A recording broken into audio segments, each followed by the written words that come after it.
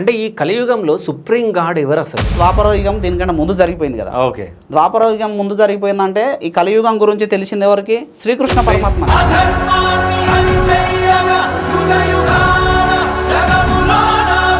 అంటే ఈ ఎవరిని పూజిస్తే మనకు మంచి జరుగుతుంది? శ్రీకృష్ణ పరమాత్మ ఈ కలియుగంలో సుప్రీం ఆఫ్ గాడ్.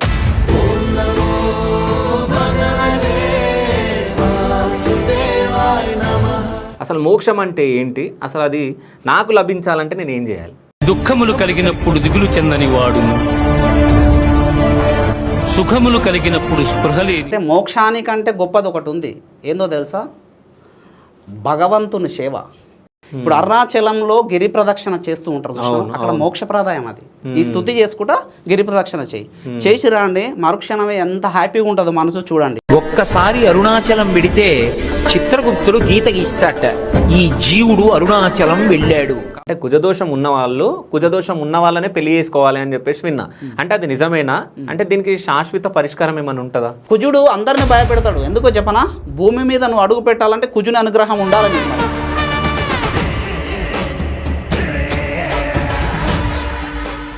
చాలా మంది ఎంత కష్టపడ్డా సో ధనం ఇంట్లో నిలబడదు. అంటే అధిక లాభం కానీ, అంటే అధిక ధనిక లాభం రావాలన్నా కానీ, ధనికంగా బతకాలన్నా కానీ అసలు ఏం చేయాలి? రహస్య తంత్రాల్లో చెప్పబడ్డది. ఇంకా దీనికి మించిన పూజ. ఎందుకంటే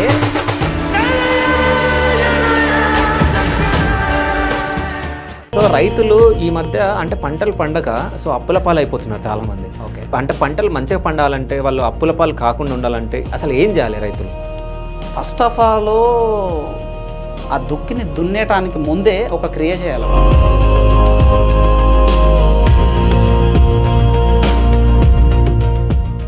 అంటే ఈ బోరు బావి అంటే బోర్లు వేస్తాం కదా, సో ఒక్కోసారి వాటర్ పడవు. అంటే ఎగ్జాంపుల్ మా ఇంట్లో మేము వేసినప్పుడు 1500 అడుగులు వేసినా కానీ అసలు పడలే. అంటే ఒకవేళ బోర్ వేసినప్పుడు అసలు ఏ పూజలు వేస్తే బోర్లో నీళ్ళు పడతాయి? అది అంటే వ్యవసాయంలో కానీ ఇంటి దగ్గర కానీ ఎక్కడ వేసినా కానీ ఎట్లాంటి పూజలు చేయాలి?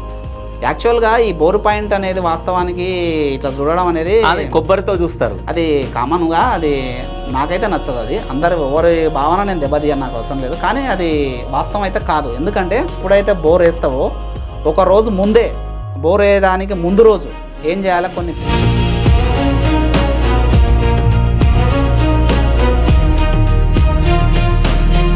అంటే చాలా మందికి సంతానం కలగదు. సో అంటే సంతానం కలిగిన ఆడపిల్లలు ఎక్కువ పుడతారు, అంటే మగ సంతానం కలగదు. సో అంటే మగపిల్లలు పుట్టాలంటే సో వాళ్ళు ఎట్లాంటి పూజ చేయాలి? దానికి పరిష్కారం ఏంటి? ఒకటి సార్, నేను రీసెర్చ్ చేసింది నేను చెప్తా. ఓకే. అది ఈశ్వర సాక్షిగా చెప్తా. నేను స్వార్థంతో చెప్పాను, ఖచ్చితంగా నమ్మకంతో చెప్తా. అవి అయి తీరుతాయి. ఆమెకు నేనేం చెప్పినామా, నీ ఫోటో పెట్టు, వస్తుంది అమావాస్య కదా, నేనే చేస్తాను, డైరెక్ట్ పూజ చేస్తాను, ఒక 10 నిమిషాలు కేటాయిస్తాను అని చెప్పేసి ఆమెకు చెప్పడం జరిగింది.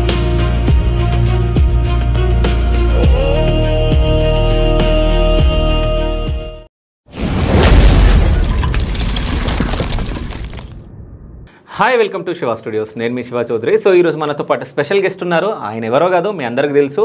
So Vedic astro numerologist doctor Srisailam గారు. నమస్తే సార్. నమస్తే. ఎలా ఉన్నారు సార్? బాగున్నా. సో చాలా గ్యాప్ వచ్చింది అనుకుంటా మన ఇంటర్వ్యూ తర్వాత, మళ్ళీ చాలా రోజుల తర్వాత ఇంటర్వ్యూ ప్లాన్ చేస్తున్నాం. సో అంటే మీరు అంటే ఎంతో రీసెర్చ్ చేసి ఉంటారు నాకు తెలిసి. అంటే మీ రీసెర్చ్ ప్రకారం అసలు మోక్షం అంటే ఏంటి? అసలు అది నాకు లభించాలంటే నేను ఏం చేయాలి? జననము, వృద్ధాప్యము, వ్యాధి, మరణము, ఈ 4 పొందకుండా ఉండే స్థితినే మోక్షము అంటాము. ఇది మన కర్మ మీద ఆధారపడి ఉంటుంది. యాక్చువల్గా మన కర్మ మీద ఆధారపడి ఉంటుంది. ఎట్లా అంటే మోక్షం అనేది బతుకున్నాగానే సాధించాలి. అందరూ మరణించిన తర్వాత వస్తుంది మోక్షం అని అంటారు, కానీ తప్పు అది. ఎట్లా అంటే ఇప్పుడు నేనేమన్నా, జననము, వృద్ధాప్యము అంటే ముసలితనము, తర్వాత వ్యాధి, తర్వాత వచ్చేదేంది మరణము. ఇది అందరికీ కామన్గా జరుగుతుంది యాక్చువల్గా. అయితే ఈ మధ్యన జరుగుతున్నటువంటి ఈ కర్మ ఫలితం మొత్తం అంటే ఈ మరణం దాకా పొందేటువంటి కర్మ ఫలితం మొత్తం కూడా దేని మీద ఆధారపడి ఉంటే మనం చేసేటువంటి మంచి మంచి విషయాలు కర్మ మీద ఆధారపడి ఉంటుంది. ఫస్ట్ ఆఫ్ ఆల్ ఇలాంటి కర్మలు చేయాలి అంటే, ఇప్పుడు మరణించడము ఎంత నరకమో, జననం పొందడం అంటే మళ్ళీ పుట్టడం కూడా అంతే నరకం యాక్చువల్గా. ఈ రెండింటి మధ్యలో ఏముంటుందంటే మనం చేసేటువంటి ఈ మోక్ష స్థితిగతులు ఏర్పడి ఉంటాయి. అట్లా అంటే ఉదాహరణకు మరణించేటప్పుడు పెయిన్ ఎట్లా ఉంటుందో తెలుసా? 70,000 తేళ్ళు మనలా కుడితే అంటే కాటేస్తే ఎంత పెయిన్ ఉంటుందో అంత నరకం ఉంటుంది మరణించేటప్పుడు. అదేవిధంగా మళ్ళీ జననం మళ్ళా పుట్టేటప్పుడు కూడా అంతే పెయిన్ ఉంటుంది. ఎందుకంటే ఇప్పుడు తల్లి గర్భంలో 9 నెలలు ఉంటాడు ఆ పిల్లవాడు. ఎలా ఉంటాడు? తలకాయ కిందికి కాలు పైకి ఇట్లా బంధించబడి ఉంటాడు 9 నెలలు. అప్పుడు ఎంత నరకం అనుభవిస్తాడు? అందులో 9 నెలలు బంధించబడి ఉండటం అంటే మామూలు విషయం కాదు కదా. అందులో కూడా నరకం చూస్తాడు అబ్బాయి, పుట్టేటువంటి శిశువు. అప్పటికి చెప్తాడు ఎవరు? కేతువు చెప్తాడు. మోక్షగ్రహం కేతు, మోక్షానిచ్చే గ్రహం ఏంటి? చివరి గ్రహం ఆకాశ గ్రహం అంటారు కేతువు చెప్తాడు, అరే నాయన మళ్ళీ నీకు 84 లక్షల యోనులలో పుట్టిన తర్వాత మానవ జన్మిస్తున్నా, మానవుడే మోక్షం పొందుతాడు, మిగతా ఏ జీవి కూడా మోక్షం పొందదు అని చెప్పేసి దొబ్బేస్తాడు తల్లి గర్భం నుంచి. మళ్ళీ మనం ఊకుంటామా? మళ్ళీ కర్మ స్టార్ట్ చేస్తాం. అందులో మంచి కర్మలు ఉంటాయి, చెడు కర్మలు ఉంటాయి. ఓకే, మంచి కర్మలు ఉంటాయి, చెడు కర్మలు ఉంటాయి. అయితే మంచి కర్మ చేస్తే ఏమవుతుందంటే మరణం పొందేటప్పుడు పెయిన్ తక్కువ ఉంటుంది. ఎందుకంటే మనం ఈ శరీరానికి అన్నీ మనకు బహువిధమైనటువంటి కోరికలు ఉంటాయి, తర్వాత బహువిధమైనటువంటి విధి విధానాలు ఉంటాయి. అన్నీ శరీరానికి అంటించుకుంటాం మనం, విభిన్న కోరికలు. ఒక మనిషికే విభిన్న కోరికలు ఉంటాయి. కర్మ ఏ జీవి గుడికి ఉండవు. ఎందుకు ఉండవు? అవేం చేస్తాయి? బతికి పుట్టినామా, సంతానం అంటే ఉత్పత్తి చేసినామా, తిన్నామా, మళ్ళా మరణించినామా అనేది ఉంటుంది మిగతా జీవులకు మొత్తం. కానీ ఇక్కడ మనిషి మాత్రమే విభిన్న రకమైనటువంటి కోరికలు కోరుతున్నాడు, విభిన్నమైనటువంటి జ్ఞానాన్ని పొందుతున్నాడు. అందుకని విభిన్నమైనటువంటి జ్ఞానం ఉంది కాబట్టి మానవుడు దేవుని కంటే గొప్ప అని చెప్పేసి అంటారు. ఎందుకంటే దేవుని గుర్తించినవాడు కదా మానవుడు. దేవుడు విశ్వంలో ఎక్కడున్నాడు అనే దాన్ని మానవుడే గుర్తించి పూజిస్తున్నాడు కాబట్టి దేవుని కంటే గొప్ప మానవుడే అని ఇక్కడ అంటాం మనం. ఓకే, ఈ విధంగా ఉంటుంది. అందుకని మనం ఎలాంటి కర్మలు చేయాలంటే విశ్వానికి ఎప్పుడు మనం కృతజ్ఞతాపూర్వకంగా ఉండాలి. అంటే ఈ శరీరానికి ఎప్పుడు కూడా అంటు తొలగించుకోకూడదు. మనం రుణం తీర్చుకోవాలి ఎప్పటికప్పటికి. తీర్చుకునేటప్పుడు అట్లా ఏమవుతుందంటే మరణం పొందేటప్పుడు సునాయాసనంగా మరణం పొందుతాం, ఇలాంటి నరకం లేకుండా. నా దృష్టిలో అదే మోక్షం ఇక్కడ. బతుకున్నాగానే మనం దీన్ని సెటరేట్ చేసుకోవాలి ఈ విధి విధానాలతో. ఎలా? ఇప్పుడు ఉదాహరణకు నువ్వు నాకు ఏదైనా హెల్ప్ చేసినావు, నీ కృతజ్ఞత చెప్పాలి ఎమ్మటే. ఉదాహరణకు మనకు బాత్రూమ్ కూడా మనకు హెల్ప్ చేస్తుంది. ఎందుకంటే స్నానం చేస్తున్నప్పుడు మనలా కప్పబడి ఉంటుంది, తర్వాత మనకు రక్షణ ఉంటుంది కదా. దానికి కూడా లాస్ట్కు స్నానం అయిపోయిన తర్వాత మంచిగా నీట్గా నీళ్లు పోసి కృతజ్ఞత చెప్పిరా, దానికి కూడా శక్తి ఉంది. ఇక్కడ మనలను ప్రతి విషయంలో అబ్జర్వ్ చేస్తున్న ఏంటివంటే ముఖ్యంగా మళ్ళీ చెప్తున్నా, సూర్యుడు, చంద్రుడు, తర్వాత యముడు, కాలము, తర్వాత పంచభూతాలు 5, ఈ 9 ప్రతినిత్యం ప్రతి క్షణం మనలా అబ్జర్వ్ చేస్తూనే ఉంటాయి. నువ్వు బొక్కలకు దాచుకున్నా నీ స్థితిగతులను విశ్వానికి పంపిస్తుంది. ఇక్కడ విశ్వమే దేవుడు అంటే ఎవరో కాదు, యూనివర్స్. ఈ విశ్వమే మనకు దేవుడు. నా దృష్టిలో ఈశ్వరుడు అంట, నీ దృష్టిలో ఏదా అంటే అమ్మవారు కావచ్చు, ఇంకా ఏదైనా అనుకోవచ్చు అట్లా. అందుకని విశ్వానికి ఎప్పుడప్పుడు మన సమాచారం అందిస్తూ ఉంటాయి ఈ 9 కూడా. అందుకని చెప్పి మనం ఏం చేయాలి? ప్రతి దానికి కూడా కృతజ్ఞత చెప్తూ ఉండాలి. ఉదాహరణకు ఒక చెట్టు కిందకి పోయినావు, అది మంచి చల్లని గాలి ఇచ్చింది ఎండాకాలం పూట, ఆ చెట్టుకు నువ్వు కృతజ్ఞత చెప్పిరా, దానికి జీవం ఉందిగా. జీవం ఉన్న ప్రతి దానికి కూడా కృతజ్ఞత చెప్పు. ఆ విధంగా అప్పుడు ఏమవుతుంది? ఈ శరీరానికి నీకు ఇచ్చిన అది ఏదైతే సుఖం ఇస్తుందో దానికి నువ్వు కృతజ్ఞత చెప్పినప్పుడు రుణం తీరిపోతుంది. దీనికి అంటుకొని ఉండదు. అది అంటుకొని ఉన్నప్పుడు ఏమవుతుంది? మరణం సునాయాసనంగా వస్తుంది అన్నమాట. తద్వారా ఏమవుతుంది? మరణం పొందేటప్పుడు మనం ఏమైతే కోరుకుంటామో అట్లాగే పుడతాం మళ్ళీ. ఓకే, ఇవన్నీ మంచి పనులు చేసి స్వామి నాకు మోక్షాన్ని ప్రసాదించు అని అన్నాం అనుకో శ్రీకృష్ణ పరమాత్మకు, తథాస్తు అంటాడు. మంచి పనులు చేస్తూ మోక్షం అడగాలి. అంటే నీ శరీరానికి ఉన్నటువంటి కర్మ ఫలితాన్ని మొత్తం, అంటే చెడు కర్మ ఫలితాన్ని మొత్తం తగ్గించుకోవాలి మనం. తగ్గించుకున్న తర్వాత అప్పుడు అడుగు దేవుని మరణించేటప్పుడు. ఇది భగవద్గీతలో శ్రీకృష్ణుడే చెప్తాడు. మరణం పొందేటప్పుడు మనం ఏదైతే కోరుకుంటామో అదే విధంగా పుడతాం మళ్ళీ. ఓకే, మంచి పనులు చేసి మా మోక్షం కోరుకో ఇస్తాడు ఆయన. అంటే మనం చెడు పనులు చేసి మన కర్మను తగ్గించుకోవాలంటే మరి ఇప్పుడు అందుకనే దైవానికి దగ్గరగా ఉన్నా అంటున్నా. ఓకే, దైవానికి దగ్గరగా ఉండడమే అది చాలా గొప్పది. ఇంకా అయితే ఇక్కడ ఏమవుతుందంటే మోక్షానికంటే గొప్పది ఒకటి ఉంది. ఏందో తెలుసా? భగవంతుని సేవ. ఎవరైతే భగవంతుని సేవ చేస్తారో నిత్యము, మోక్షం కంటే గొప్ప విధానం అది నా దృష్టిలో. అన్నీ ఇస్తున్నది భగవంతుడే. ఇక్కడ అన్నీ ఇస్తున్నది ఎవరు? భగవంతుడే. ఆడిస్తున్నాడు అంతే, మనం ఆడుతున్నాం. ఉదాహరణకు మోక్షం అంటే ఎలా ఉండాలంటే అన్నీ ఉన్నా లేనట్టు ఉండాలి. ఎంత సంపద ఉన్నా ఎంత గౌరవం ఉన్నా ఫీల్ కాకుండా ఉండడమే నా దృష్టిలో మోక్షం. ఉదాహరణకు ఎలా చెప్పాలంటే ఇప్పుడు ఒక కొలనులో ఒక సరస్సులో ఒక తామర పత్రం ఉంటుంది కదా, తామర ఆకు, అది నీళ్ళలో ఎప్పుడు కలకలలాడుతూ ఉంటుంది నీటి లోపల. అలలు అటు ఇటు అన్నప్పుడు ఒకసారి పైకి లేస్తుంది అది ఆకు, లేచినప్పుడు దాని మీద ఒక్క చుక్క నీరు కూడా ఉండదు. అంటే నీరు అంటే దానికి సంపద ఆకుకి. ఇక్కడ బయటికి వెళ్ళినప్పుడు సింపుల్గా ఉంటుంది, ఒక్క చుక్క నీరు కూడా దాని మీద ఉండదు. చూడండి మీరు పరీక్షించి. దాన్నే ఇక్కడ మోక్షము అంటున్నాం. ఆ విధంగా బతకడమే మోక్షము. ఓకే, అంటే అహంకారాన్ని తొలగించుకోవాలి ఫస్ట్. అహంకారం అనేటువంటి ఈ చెడును మన శరీరానికి తొలగించుకోకూడదు. అహంకారం లేకుండా జీవించడమే మోక్షం. ఉదాహరణకు ఒక తతంగం జరిగింది, శివమహాపురాణంలో జరిగింది. ఇదంతా ఎక్కడ జరిగిందంటే అరుణాచలంలో జరిగింది. ఏం జరిగింది? ఒకానొక సందర్భంలో బ్రహ్మ విష్ణువులు ఇద్దరు తగాదలాడతారు. ఎందుకంటే నేను గొప్ప అంటే నేను గొప్ప, నేను గొప్ప అంటే నేను గొప్ప, నేను గొప్ప అంటే నేను గొప్ప అని ఇద్దరు తగాద పెట్టుకుంటారు. అప్పుడు ఈశ్వరుడు చూస్తాడు, శివుడు చూసి ఏంది వీళ్ళు ఇట్లా అని చెప్పి అబ్జర్వ్ చేసి వీళ్ళ తగాదం తీర్చాలా, వీళ్ళకు జ్ఞానోదయాన్ని కలిగించాలని వాళ్ళ ఇద్దరి మధ్యన అగ్నిలింగంగా ఆవిర్భావం చేస్తాడు. అగ్నిలింగంగా ఏర్పడతాడు అలా ఇద్దరి మధ్యన. ఏందబ్బా మా ఇద్దరి మధ్యన ఏదో ఒక శక్తి కొత్తది, మాకంటే గొప్ప శక్తి ఏదో ప్రజ్వలిస్తుంది అని చెప్పి చూసి ఆ తేజస్సును చూసి వాళ్ళు అప్పుడు అర్థం చేసుకొని, ఓహో మేము కొట్లాడుతున్నది ఉత్తదాని కోసమేనా, ఆడిస్తున్నది ఈ లింగం కదా, ఈ సదాశివుడు కదా, ఈ ఈశ్వరుడు కదా, ఉత్తదానికి మేము కొట్లాడుతున్నాం, ప్రతి దాంట్లో మేము గొప్ప అంటే మేము గొప్ప అంటున్నాం. ఆ లింగాన్ని చూడంగానే వాళ్ళ జ్ఞానోదయం కలుగుతుంది. అప్పుడు వాళ్ళు ఒక స్తుతి చేస్తారు. ఆ స్తుతి ఏంటంటే నమో నిష్కల రూపాయ నమో నిష్కల తేజసే నమః సకలనాదాయ నమస్తే సకల ఆత్మనే నమః ప్రణవవాచాయ నమః ప్రణవలింగినే నమః సృష్ట్యధికర్తేజ నమః పంచముఖాయతే పంచబ్రహ్మ స్వరూపాయ పంచకృత్యాయతే నమః ఆత్మనే బ్రహ్మనే తుభ్యమనంత గుణశక్తయే సకల అకల రూపాయ శంభవే గురవే నమః. ఈ సృష్టి మొత్తం నీ చేతిలో ఉంది స్వామి, అన్నీ నువ్వే, ఆడుతున్నాం మేము, నువ్వు ఆడిస్తున్నట్టు మేము ఆడుతున్నాం అంతే, మహాంకారం నీ తేజస్సును చూసి పోగొట్టుకున్న స్వామి అని స్తుతిస్తారు. దీన్ని ఏమంటారు? బ్రహ్మ విష్ణు శివస్తుతి అంటారు. ఇది శివ మహాపురాణంలో ఉంటుంది. ఇదంతా తతంగం ఎక్కడ నడిచింది? అరుణాచలంలో నడిచింది. ఇప్పుడు అరుణాచలంలో గిరి ప్రదక్షిణ చేస్తూ ఉంటారు, అక్కడ మోక్షప్రదాయం అది.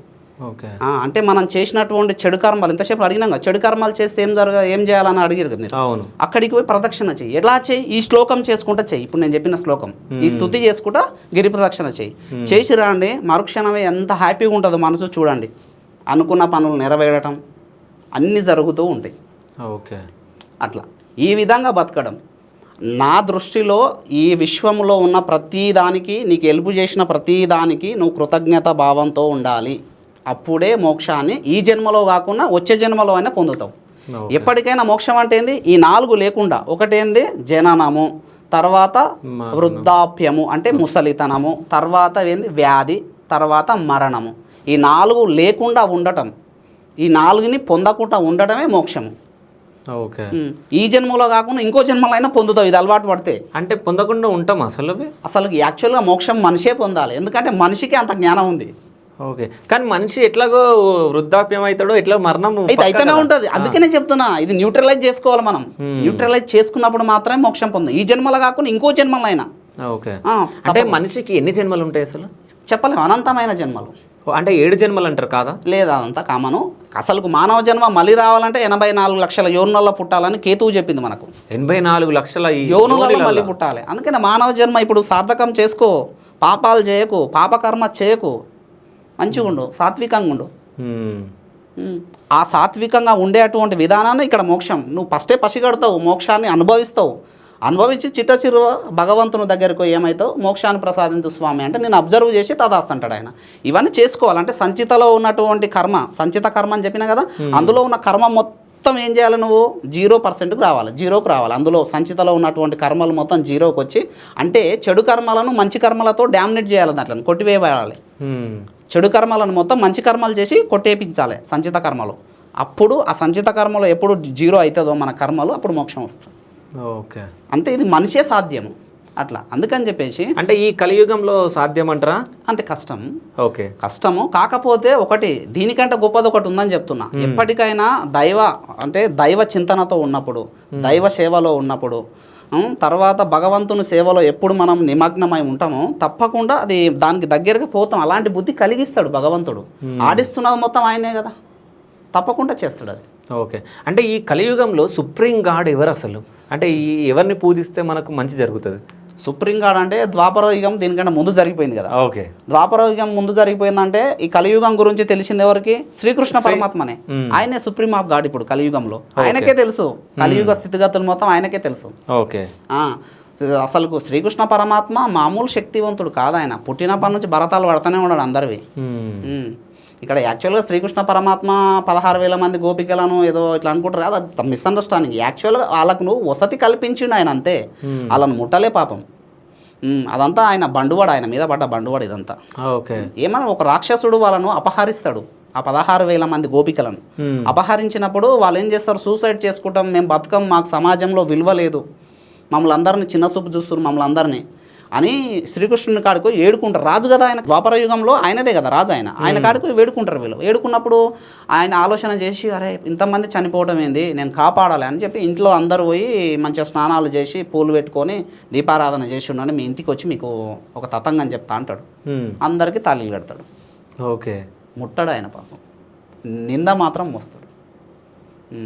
ఇప్పుడు కూడా కలియుగాన్ని కాపాడడానికి ట్రై చేస్తున్నాడు ఆయన. ఆల్రెడీ గరుత్మంతునికి చెప్పిండు కొన్ని విధానాలు చెప్పి, ఈ కలి ప్రభావం ఇట్లా ఉంటుంది, కలియుగం మొత్తం రాక్షస పరిపాలన ఉంటుంది, జనాలను మనం కాపాడాలి అని గరుత్మంతునికి చెప్పి మొత్తం ఈ కలియుగంలో ప్రపంచం మొత్తం తిప్పించిండు ముందే, కలి స్టార్టింగ్లోనే. గరుత్మంతుడు ఇప్పటికి చెప్తానే ఉన్నాడు. కలిమాయలో వాడి మనం అబ్జర్వ్ చేయం, చెడునే చేస్తూ ఉంటాం, మంచి చేయం. ఈ కలియుగంలో చెడు అలవాట్లు లేకుండా ఉన్నోడు దైవంతో సమానం. నాకు తెలిసి అరుదుగా ఉంటారు అలాంటి వాళ్ళు, దైవంతో సమానం. నాకు తెలిసి అసలు ఉన్నారని నేనైతే అనుకోను. బట్ నేను అదే విధంగా ఉండాలని చూస్తా యాక్చువల్గా. నాకు ఎందుకంటే నేను గరుడ పురాణం ఎక్కువ, నేను మళ్ళీ ఎందుకు చెప్తున్నానంటే, ఎవరైతే గరుడ పురాణంలో జ్ఞానం వస్తుంది ఫస్ట్, జ్ఞానమే చాలా గొప్పది ఇక్కడ. ఓకేనా, యోగము కంటే కూడా జ్ఞానం చాలా గొప్పది. ఈ జ్ఞానం ఉంటే ఏదైనా సాధించవచ్చు మనం. అందుకనే కదా స్కాంద పురాణంలో 2 పంచాక్షరి మంత్రాల గురించి చెప్పారు. ఏంది? ఒకటి అరుణాచల, ఇది ఒక పంచాక్షరి. ఓకే, దీని ఏమంటారు? జ్ఞాన పంచాక్షరి అంటాం. ఇంకో పంచాక్షరి నేను తెలిసే నమశివాయ, ఇది ఇది యోగ పంచాక్షరి అంటారు నమశివాయను. ఓకే, అంటే ఈ యోగ పంచాక్షరి కంటే జ్ఞాన పంచాక్షరి చాలా పవర్ఫుల్, 3 కోట్ల రెట్లు ఎక్కువ ఫలితాన్ని ఇస్తుంది ఈ అరుణాచల అనేటువంటి జ్ఞాన పంచాక్షరి మంత్రం. ఓకే, ఇది రమణ మహర్షి చెప్పిండు, ఎవరో కాదు. రుజువు కూడా స్కాంద పురాణంలో ఉందని చూపించిండు ఆయన. అందుకనే రమణ మహర్షి అసలు కనిపిస్తున్న మానవ రూపంలో ఉన్న దేవుడు ఆయన. శరీరం మీద ఎప్పుడు ధ్యాస ఉండదు ఆయనకు. ఏంది కుళ్ళిపోయే శరీరము, ఈ తుల్లిపోయే శరీరానికి ఇన్ని కోరికలు, రేపు మరణం పొందేటప్పుడు మొత్తం పీకించుకోవాల్సిందే కదా మనము. దీంట్లో ఉన్నటువంటి కోరికలను, అహంకారాన్ని మొత్తం పీకి పడేస్తుంటే మనకు తెలుస్తుందని ఆయన సందేహాన్ని ఇచ్చిండు మనకు. అందుకనే శరీరం మీద వ్యామోహం ఉండొద్దు మనకు అని చెప్పేసి సింపుల్గా ఉండాలి. ఏది ఉన్నా, ఎన్ని కోట్లు ఉన్నా లేనట్టు ఉండడమే. ఉంటాయి, నీ గౌరవం నీకు ఉంటుంది, కానీ సమాజంలో లేనట్టే ఉండాలి. అహంకారం చూపించొద్దు. అసలైన మోక్షం అదే, అది బతుకున్నాగానే వస్తుంది. అది మానవుడు మాత్రమే పొందగలడు, మిగతా జీవులకు అవసరం లేదు. ఎందుకంటే అవి పుట్టినాయా, ప్రత్యుత్పత్తి చేసినాయా, తిన్నాయా, తర్వాత దాని కర్మానుసారం చిన్న చిన్న రోగాలు ఏదైనా పొందినాయా, మరణించినాయా, అంతే చూసుకుంటాయి. కానీ మనిషి చాలా విభిన్నమైనటువంటి జ్ఞానం కలిగిన వాడు మానవుడు. అది మనకు దేవుడిచ్చినటువంటి గొప్ప వరం. అంటే ఇప్పుడు శ్రీకృష్ణుని పూజిస్తే సో మంచి జరుగుతుంది. కలియుగంలో 100% కష్టాలు నెరవేరుతాయి. ఓకే, శ్రీకృష్ణ చింతామణి మహామంత్రం అని ఒకటి చెప్పబడది. ఇది ఎవరు నేను ఎప్పటికైనా నేను చెప్పేది ఏంటంటే, ఇక్కడ శివసార్ నేను ఇచ్చే మంత్రం అందరు జపించుకునేది ఉంటుంది. ఎందుకంటే దేవుడు ఉపదేశం, శివుడే ఉపదేశించిన మంత్రాల మీద ఫోకస్ పెడతా నేను. మానవులు ఉపదేశించిన మంత్రాల మీద నేను ఫోకస్ పెట్టా. ఈ మంత్రం శ్రీకృష్ణ చింతామణి మహామంత్రం అని ఒకటి ఉంటుంది. శ్రీకృష్ణ చింతామణి మంత్రం అని ఒకటి ఉంటుంది. ఆ మంత్రం ఎవరికి ఉపదేశించినాడు? నారదునికి ఈశ్వరుడు ఉపదేశించుండు. ఓకే, ఈ మంత్రం ఎవరైతే 108 సార్లు చేస్తారో తప్పకుండా కలియుగంలో కాపాడబడతాడు వాడు అని చెప్పేసి. అన్ని కోరికలను, చింతామణి అంటే అర్థమైంది, నువ్వు ఏది తలుచుతావో అది నెరవేర్చే మంత్రం. నువ్వు ఏ చింతన కోరుతావో ఆ చింతన మొత్తం అది సక్సెస్ చేస్తుంది. దానే చింతామణి అంటాం. చింతామణి మంత్రం ఏముంది? ఆ మంత్రం అంటే ఓం గోపీజన వల్లభ చరణం శరణం ప్రపద్యే నమో గోపీజన వల్లభాభ్యాం. ఇది మంత్రం. ఓం గోపీజన వల్లభ చరణం శరణం ప్రపద్యే నమో గోపీజన వల్లభాభ్యాం. ఇది మంత్రం. ఈ మంత్రం రోజు 108 సార్లు ఎవరైతే చేస్తారో వానికి అనుకున్న కోరికలు నెరవేరుతాయి తప్పకుండా. స్నానం చేసిన తర్వాత నియమాలు ఏం లేదు, ఈశ్వరుడే ఇచ్చిండు కదా. నారదునికి చెప్పిండు ఆయన, ఈ మంత్రం చెప్పు ముల్లోకాలకు మొత్తం, నువ్వు అన్ని సభలకు వెళ్తావు కదా, ఈ మంత్రాన్ని చెప్పు కలియుగంలో, చెప్తే ఏమవుతుందంటే కొంచెం మారుతారు, ఇది అంత ముల్లోకాలకు మొత్తం తెలియజేయి ఈ శక్తిని అని చెప్పి చెప్తాడనమాట. నారదునికి ఉపదేశం చేస్తాడు ఈశ్వరుడు ఈ మంత్రాన్ని. ఎవరైనా చేసుకోవచ్చు ఎప్పుడైనా అట్లా. తర్వాత ఎక్కువ కష్టాలు ఇంకా అంటే ఇదేం కామ్య కోరికలు తీరడానికి చింతామణి మంత్రం అన్నాం. కష్టాలు ఉన్నాయనుకో, కృష్ణాయ వాసుదేవాయ హరయే పరమాత్మనే ప్రణతః క్లేశనాశాయ గోవిందాయ నమో నమః. ఈ మంత్రం అందరికీ తెలుసు, కానీ ఈ మంత్రానికి కృష్ణ పంచాక్షరి మంత్రం యాడ్ చేసి చదవాలి. అదేంది కృష్ణాయ నమః. ఎవరైతే స్నానం చేసేటప్పుడు కృష్ణాయ నమః అని 100 సార్లు జపించుకుంటూ స్నానం చేస్తారో మహాయజ్ఞం చేసినంత ఫలితం ఉంటుంది. అప్పటికప్పుడు కర్మ అనేది కరుగుతూ ఉంటుంది. కర్మ ఫలితాన్ని ఎవ్వరు కూడా మార్చలేరు. అంటే కర్మను ఎవ్వరు కూడా మార్చలేరు. కర్మ ఫలితాన్ని మార్చుకోవచ్చు మంత్రాలతోని. ఇప్పుడు ఒక కొండంత కర్మ ఉంది నీకు, జరిగేది ఉందనుకో, గోరంతా జరిగేటట్టు చేసుకోవచ్చు. అందుకనే మంత్రాలు జపించాలి. ఎందుకంటే విశ్వము మంత్ర శబ్దానికే ఆధీనమై ఉంటుంది. దైవం దేనాధీనంలో ఉంటుంది, మంత్రాధీనంలో ఉంటుంది. అంటే ఇక్కడ విశ్వమే, నేను దేవుడు అంటున్నా కదా, ఈశ్వరుడు అంటున్నా కదా, ఈ విశ్వానికి శబ్దం ఇంపార్టెంట్. అందుకనే మనం శుభ శబ్దాలనే చేయాలి ఎప్పుడైనా. ఇప్పుడు విశ్వానికి ఏది మంచో ఏది చెడో తెలియదు. ఇక్కడ నువ్వు అశుభ శబ్దాలు చేసి అశుభానే ఇస్తుంది, మంచి శబ్దాన్ని ఇస్తే మంచి శబ్దమే. అందుకని శబ్దం మంచిదే. అంటే మనం మంచి మాటలే మాట్లాడాలి. మనసుతో చేసే కర్మ కూడా ఉంటుంది, మాటలతో చేసే కర్మ కూడా ఉంటుంది. అందుకనే మనసులో కూడా చెరుగా ఊహించుకోకూడదు యాక్చువల్గా, అది కర్మనే. మళ్ళా కర్మలలో యాడ్ అవుతుంది అది కూడా మాటతో చేసేది. అందుకనే మనం మంచి మాట్లాడాలి ఎవరితోటైనా. ఇప్పుడు ఉదాహరణకు నీకు పడరాని వాళ్ళతోటైనా సరే కృతజ్ఞత భావంతో ఉండు, వాడు నీకు మారుతాడు. ఇప్పుడు ఒక శత్రువు ఉన్నాడు, ఒక తాయనకి నువ్వు లొంగ తప్పే ఉంది, అరే నాయన ఏదైనా తెలిస్తేలోకి ఏమైనా తప్పు చేస్తే నన్ను క్షమించురా అని అడుగు. వానికి ఆ శత్రుతత్వం పోతుంది, నీకు మిత్రుడు అవుతాడు అప్పటికప్పుడు. కానీ ఈ భావన కలగడానికి చాలా టైం పడుతుంది కలియుగంలో. మాయలో ఉన్నాం కదా, కలిమాయలో చెడును మాత్రమే తీసుకుంటాం, మంచిని లేటుగా తీసుకుంటాం మనం. అది జరుగుతుంది ఇక్కడ. ఓకే, అందుకనే మనం అందరికీ కృతజ్ఞత భావంతో ఉంటే బాగుంటుంది. శ్రీకృష్ణ పరమాత్మ ఈ కలియుగంలో supreme of God. Okay, so శ్రీకృష్ణుని పూజించాలా తప్పకుండా. ఓకే, అయితే ఇంతకు ముందుకు మీరు చెప్పినట్టు అంటే మంచి కర్మలు చెడు కర్మలు అని చెప్పేసి మనం మాట్లాడడం జరిగింది. అంటే ఈ షట్ కర్మలు అంటే ఏంది అసలు? మనకు 6 కర్మలు ఉంటాయి. ఓకేనా? ఒకటి ఏంది షట్ కర్మలు అంటే, ఒకటి వశ్యము, తర్వాత ఆకర్షణము, తర్వాత స్తంభనము, ఓకే, తర్వాత విద్వేషణము, తర్వాత ఉచాటనము, తర్వాత మారణము. ఓకే. కానీ ఈ షట్ కర్మల సాధన చేసేటప్పుడు సంపూర్ణంగా దాని యొక్క తత్వం తెలుసుకోవాలి. లేకపోతే ఇవి బెడిసి కొడతాయి, శేషునోనికి తలుగుతాయి. ఓకేనా? ఈ షట్ కర్మ ప్రయోగాలు చాలా డేంజర్, చాలా నిష్ణాతంగా చేయాల్సి వస్తుంది. ఉదాహరణకు అంటే ఈ 6 కర్మలు చెప్పాను కదా, ఒక్కొక్క కర్మకు ఒక్కొక్క దేవత అధిదేవత ఉంది. ఇక్కడ అందరికి తెలియదు యాక్చువల్గా. ఊకేనే ఒక వశీకరణ మంత్రం ఒక గురువుగారు చెప్పిర్రు ఏదో జరుగుతుంది అనుకుంటారు. కానీ ఫస్ట్ ఆఫ్ ఆల్ వశీకరణ మంత్రానికి ఏ దేవతను ఆరాధన చేయాలి అంటే, ఇది షట్కర్మలలో ఫస్ట్ది కదా వశకర్మ అనేది. అందులో వశకర్మకు ఏ దేవత అధిష్టానంగా ఉంటుందంటే సరస్వతి దేవి ఉంటుంది. ఇది ఎవరికి తెలియదు యాక్చువల్గా. ఎవరినైనా మనం వశం చేసుకోవాలంటే సరస్వతి దేవిని పూజించాలి. ఆమె బీజాక్షర సంపుటీకరణ మంత్రంతో మనం పూజించాలి వశకర్మకు. అంటే మనం ఆధీనంలో ఉంచుకోవడం. వశ అంటే ఒక మనిషిని మన ఆధీనంలో ఉంచుకోవడం, దానే వశము అంటాం. ఈ వశకర్మకు అధిష్టాన దేవత ఎవరు? సరస్వతీదేవి. నెక్స్ట్ వచ్చేసింది రెండో కర్మ ఏం చెప్పిన ఆకర్షణము, దీన్నే సమ్మోహనము అంటాం. కొంతమంది ఒక విధి విధానాన్ని అట్రాక్ట్ చేయటం. ఇప్పుడు ఈ స్టూడియో ఉంది, ఈ స్టూడియోకు కొంతమంది ఆకర్షణం, సమ్మోహనం, ఎక్కువ మంది రావాలనడమే దీన్ని ఆకర్షణము అంటాం. ఈ ఆకర్షణ కర్మకు అధిదేవత ఎవరు? ఆకర్షణ కర్మకు అధిదేవత రతీదేవి అంటాం. ఓకే, రతీదేవిని పూజించాలి ఆకర్షణ కర్మం, అధిదేవత కాబట్టి.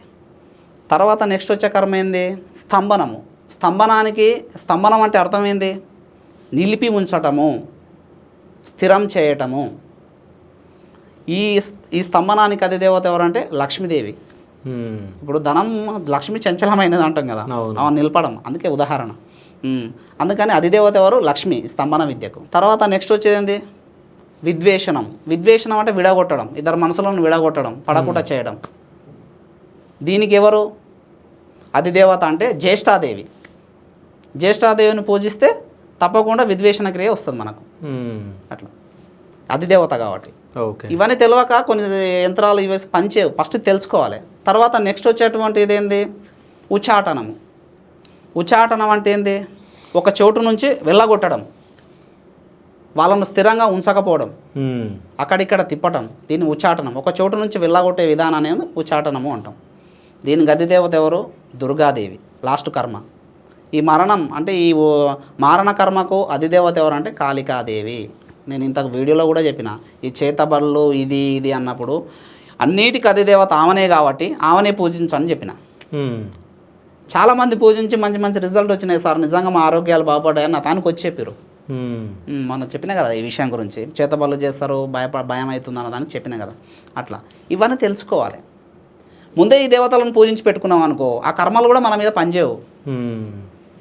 అట్లా ఆ విధంగా. ఇంకోటి ఏంటంటే ఈ తాంత్రిక క్రియలు కానీ మంత్రాలు కానీ తర్వాత యంత్రాలు కానీ ఇవ్వాలంటే ఫస్ట్ ఆ గురువు నిష్ణాతుడా కాదా చూడాలి ఫస్ట్ ఆఫ్ ఆల్. ఎట్లా అంటే ఇప్పుడు దత్తాత్రేయ తంత్రంలో ఒక విధి విధానం ఉంది. ఏంది? దత్తాత్రేయ స్వామికి శివునికి ఈశ్వరునికి ఇద్దరికి ఒక సంభాషణ జరిగింది. ఈ కలియుగంలో మంత్రం సిద్ధించాలన్నా, యంత్రం సిద్ధించాలన్నా, తంత్రం సిద్ధించాలన్నా, ఉపదేశం చెప్పిన ఉపదేశం కూడా సిద్ధించాలన్నా ఏం చేయాలి స్వామి అని దత్తాత్రేయ స్వామి ఈశ్వరుని అడుగుతాడు, శివుని. అడిగితే అప్పుడు ఈశ్వరుడు ఏమంటాడంటే ఒక సర్వోపరి మంత్రం ఉంటుంది, ఈ మంత్రాన్ని సిద్ధి చేసుకోవాలి ఫస్ట్. ఎవరైతే సిద్ధి చేసుకుంటారో వాళ్ళు గురువుగా వ్యవహరించబడవచ్చు. ఇది ఫస్ట్ సిద్ధి కావాలి నీకు ఈ మంత్రం. లేకపోతే నువ్వు ఇచ్చే మంత్రాలు, నువ్వు చేసే తంత్రాలు, నువ్వు చేసే యంత్రాలు ఏది కూడా పని చేయవని చెప్పిండు. ఆ సర్వోపకారి మంత్రం. ఆ సర్వోపరి మంత్రం ఏంటంటే ఓం హరీం ఆం హరీం క్రోం పరబ్రహ్మ పరమాత్మనే నమః ఉత్పత్తి స్థితి ప్రళయకరాయ బ్రహ్మహరి హరే త్రిగుణాత్మనే సర్వ కౌతుకాన్ని దర్శయ దత్తాత్రేయాయ నమః మంత్ర యంత్ర తంత్ర సిద్ధిం కురు స్వాహ ఓం హరీం ఓం దత్తాత్రేయాయ సర్వభూతాదినాదాయ మానసి సిద్ధిం కురు స్వాహ. ఈ మంత్రాన్ని కనీసం 8 లక్షలు చేయాలి. ఇంత పెద్ద మంత్రాన్ని ఇప్పుడు ఎవరికైనా ఉంటుందా కలియుగంలో ఈ మంత్రం చేయడానికి? 8 లక్షలు అంటే అలానే ఉంది. మంత్ర యంత్ర తంత్ర సిద్ధిం కురు స్వాహ. ఎవరు పడితే వాళ్ళు తంత్రాలు చెప్తే పనిచేయవు, ఎవరు పడితే వాళ్ళు యంత్రాలు ఇస్తే పనిచేయవు. తెలియాలి ఇదంతా. అలా సిద్ధి పొందినటువంటి గురువులు ఇస్తేనే ఆ మంత్రం పనిచేస్తుంది, ఆ యంత్రం పనిచేస్తుంది, ఆ తంత్రం పనిచేస్తుంది, ఆ మూలిక విధానం కూడా పనిచేస్తుంది. ఇవన్నీ కూడా ఈశ్వరుడిచ్చినవే. అన్ని విద్యలు మనకిచ్చిన ఎవరు? ఈశ్వరుడిచ్చినాయి. అప్పుడు చెప్తాడు దత్తాత్రేయ నువ్వు ఈ మంత్రాన్ని సిద్ధి చేసుకో, నువ్వు అప్పుడు జగద్గురువు అయి వర్ధిల్లుతావు అని చెప్తాడు. అప్పుడు దత్తాత్రేయ స్వామి మంత్రం చేసిండు, ఆయన పేరు మీదనే ఉంటుంది మంత్రం కూడా. మంత్రం చేసి ఆయన సిద్ధుడైండు, ఈ జగత్తుకే గురువు అయిండు ఆయన. ఓకే. అయితే ఇక్కడ కొన్ని స్టెప్స్ ఉంటాయి. యంత్రానికి ఏం చేయాలి? యంత్ర గాయత్రి ధార పోయాలి, మంత్ర గాయత్రి ధార పోయాలి, తంత్ర గాయత్రి ధార పోయాలి. ఇది కూడా ఎవరికి తెలియదు. తర్వాత మంత్రోపదేశం చేసిన తర్వాత ఏం చేయాలి? దాని విధి విధానం కొంచెం ఉంటుంది. ఫస్ట్ షడ్ చక్రాలను ఓపెన్ చేయాలి, క్లీన్ చేయాలి. మనకు సప్త చక్రాలు ఉంటాయి, సహస్రారంతో కలుపుకుంటే సప్త చక్రాలు ఉంటాయి. ఆ చక్రాలను ఫస్ట్ ఈ సర్వోపరి మంత్రంతోనే శుద్ధి చేయాలి. శుద్ధి చేసి మంత్రోపదేశం చేయాలి. అప్పుడే మంత్రాలు పనిచేస్తాయి. ఓకే. ఇప్పుడు నేనేమంటున్నా అంటే ఇప్పుడు ఒక ఐట్మెంట్ పెట్టినావు, ఆల్రెడీ ఇక్కడ ఇంత బుడదాంటి ఉంది, ఆ బుడద మీద ఐట్మెంట్ పెడితే ఏం ఫలితం ఉంటుంది? నీట్గా కడుక్కొని పెడితే ఐట్మెంట్ పనిచేస్తుంది. ఇది కూడా చక్రాలను, మన సప్త చక్రాలను క్లీన్ చేసి అప్పుడు మంత్రోపదేశం చేయాలి. మగవాళ్ళు అయితే కుడి చెవుల, స్త్రీలకైతే ఎడమ చెవుల. ఇదంతా కూడా దత్తాత్రేయ తంత్రంలో చెప్పబడ్డది. నేను ఏది కూడా నా సొంత నిర్ణయాలతో చెప్పను, అది కూడా దోషమే. పురాణాలలో ఉన్నదే మాట్లాడతాను నేను. అట్లా అందుకని ఈ సర్వోపరి మంత్రాన్ని అందరు సిద్ధి చేసుకుంటే అందరు కూడా గురువులు కావచ్చు. కష్టపడాలి, కష్టపడితే అంత పొజిషన్ వస్తుంది మనిషికి. ఈ కలియుగంలో ఒక్క మంత్రం సిద్ధి చేసుకున్నా ఆడు హీరోనే నాకు తెలిసి. అది అన్ని పనులు చేసి పెడుతుంది. కానీ సిద్ధి చేసుకోవాలి ఫస్ట్. సిద్ధి జరగకపోతే మంత్రం చదివి వేస్ట్. సార్ అంటే కుజదోషం, అసలు కుజదోషం అంటే ఏంది? అసలు అంటే కొన్నిటి దగ్గర నేను విన్నా, అంటే కుజదోషం ఉన్న వాళ్ళనే పెళ్లి చేసుకోవాలి అని చెప్పేసి విన్నా. అంటే అది నిజమేనా? అంటే దీనికి శాశ్వత పరిష్కారం ఏమైనా ఉంటుందా? సరే, ఏడ ఉందో చూపించండి. ఓకే. అంటే విన్నాం కదా, అంటే అంటున్నారు కదా చాలా మంది, అంటే కుజదోషం ఉన్న వాళ్ళని పెళ్లి చేసుకోవాలంటే. నాకంటే గొప్ప గురువులు ఎంతో మంది ఉన్నారు, వాళ్ళకి నేను పాదాభివందనం చేస్తా. నాకంటే గొప్ప వాళ్ళు ఉన్నారు మన తెలంగాణ, ఆంధ్రలో అన్ని రాష్ట్రాలలో నాకంటే గొప్ప గురువులు ఉన్నారు, నేను నిన్నమని వచ్చినాను. కానీ వాస్తవానికి ఏంటంటే జనాలను భయపెట్టొద్దు, మూఢనమ్మకాలతోటి భయపెట్టొద్దు. ఇది ఎందులో లేదు సార్ అసలు యాక్చువల్గా. ఓకే, కుజుడు అందరిని భయపెడతాడు. ఎందుకో చెప్పనా, భూమి మీద నువ్వు అడుగు పెట్టాలంటే కుజుని అనుగ్రహం ఉండాలి నీకు. మరి కుజుడు ఎవరో కాదు, భూమి పుత్రుడు. ఓకే, భూమి పుత్రుడు కుజుడు. ఆ భూమి మీద సర్వాక్కులు ఆయనకే ఉంటాయి. మరి ఆయన ఇబ్బంది పెట్టినది ఎవరినో చెప్పు, దోషంగా ఉన్నది ఎవరినో చెప్పు. ఎందుకు భయపడుతున్నారు నాకు అర్థం. కుజుడు అంటే వాళ్ళకి ఈ భూమి మీద రియల్ ఎస్టేట్ చేయాలన్నా, నీ వాకు ఫలించాలన్నా, వ్యవసాయం పండాలన్నా, వగైరా ఏ పనులు చేయాలన్నా కుజుని యొక్క యోగం ఉండాల్సిందే తప్పకుండా. కుజుని అందరు ప్రసన్నం చేసుకోవాల్సిందే. కుజునికి అందరం కూడా రుణపడి ఉండాల్సిందే. ఎందుకంటే భూమి ఆయనది, అధిపతి ఆయన. ఈ భూమి మీదనే కదా ఉన్నది. అట్లా అందుకని భయపడేది అసలు కుజదోషం. కుజుడు ఇంతో అంత ప్రతి ఒక్కరికి ఇప్పుడు తక్కువనంటే నీ కోపం వచ్చిందనుకో, ఆ కోపాన్ని కలిగించేది కూడా కుజుడే. అంటే ఆ టైంలో నీ కుజుడు దోషంగా ఉన్నట్టే కదా కోపాన్ని కలిగించిందంటే. మరి కలిగించండి ఎవరికి. కాకపోతే జాతక చక్రం కుజదోషం ఉన్నోళ్ళు కొంచెం కష్టాలు ఉంటాయి. కాకపోతే శాశ్వత పరిష్కారం గ్రంథాలలో చెప్పబడదు ఆల్రెడీ. ఇది ఆల్రెడీ తాంత్రిక రహస్య తాంత్రిక గ్రంథాలలో ఇది ఉంది. ఇది స్టోరీ, ఇది చెప్పాలి. ఇది మంచి క్వశ్చన్ కూడా.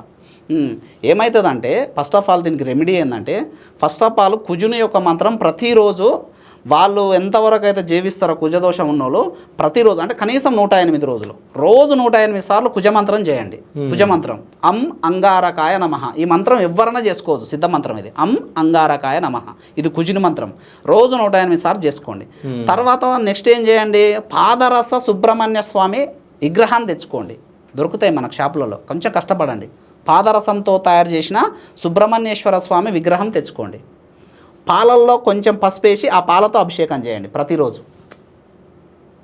ప్రతిరోజు చేయండి. ఒక 108 రోజులు రోజు చేయండి. అట్లా కుజ దోషం అనేది ఉండదు, కుజుడు ఇబ్బందే పెట్టాడు. ఎందుకంటే పాదరసానికి ఒక ప్రత్యేకత ఉంది సార్ ఇక్కడ. పాదరసం అంటే ఏందో కాదు, ఈశ్వరుని యొక్క శివుని యొక్క వీర్యం అది. అందుకనే భూమి మీద నిలవదు, అది ఉరుకుతూ ఉంటుంది పోస్తే. శివుని యొక్క వీర్యం, సర్వ సృష్టికి కారకుడైనటువంటి లయకారుడైనటువంటి ఈశ్వరుని యొక్క వీర్యం అంటే సర్వ తేజస్సును కలిగి ఉంటుంది అది. ఆ తేజస్సు నుంచి పుట్టినవాడే సుబ్రహ్మణ్యేశ్వర స్వామి. కాబట్టి ఈశ్వరుని యొక్క తేజస్సు నుండి పుట్టిండు సుబ్రహ్మణ్యేశ్వర స్వామి. కాబట్టి ఆ విగ్రహాన్ని అంటే అదే తేజస్సు ఉన్నటువంటి పాదరసంతో తయారైనటువంటి సుబ్రహ్మణ్యేశ్వర స్వామిని పూజించు, శాశ్వత పరిష్కారం ఉంటుంది. ఇంకా అసలు కోర్టు వ్యవహారాలున్నా, అప్పుల బాధలున్నా ఈ పూజ చేసిన వాళ్ళకు 41 రోజులు రిజల్ట్ వస్తుంది. పాదరస సుబ్రహ్మణ్యేశ్వర స్వామి యొక్క విగ్రహం సంపాదించి ప్రతిరోజు పూజ చేయండి. మంత్రం ఉండాలి. అంటే దొరుకుతాయా, కొనొచ్చా? దొరుకుతుంది, కష్టపడాలి. లేకపోతే ఆర్డర్ పెట్టుకోండి. ఈ మన తెలంగాణ ఆంధ్రలో లేకున్నా కానీ ఉత్తరప్రదేశ్, తర్వాత మధ్యప్రదేశ్, ఇక్కడికంటే అక్కడ భక్తి ఎక్కువ. ఓకే, నార్త్లో ఎక్కువ ఉంటుంది భక్తి. అక్కడ నుంచి వచ్చినే కదా నేను.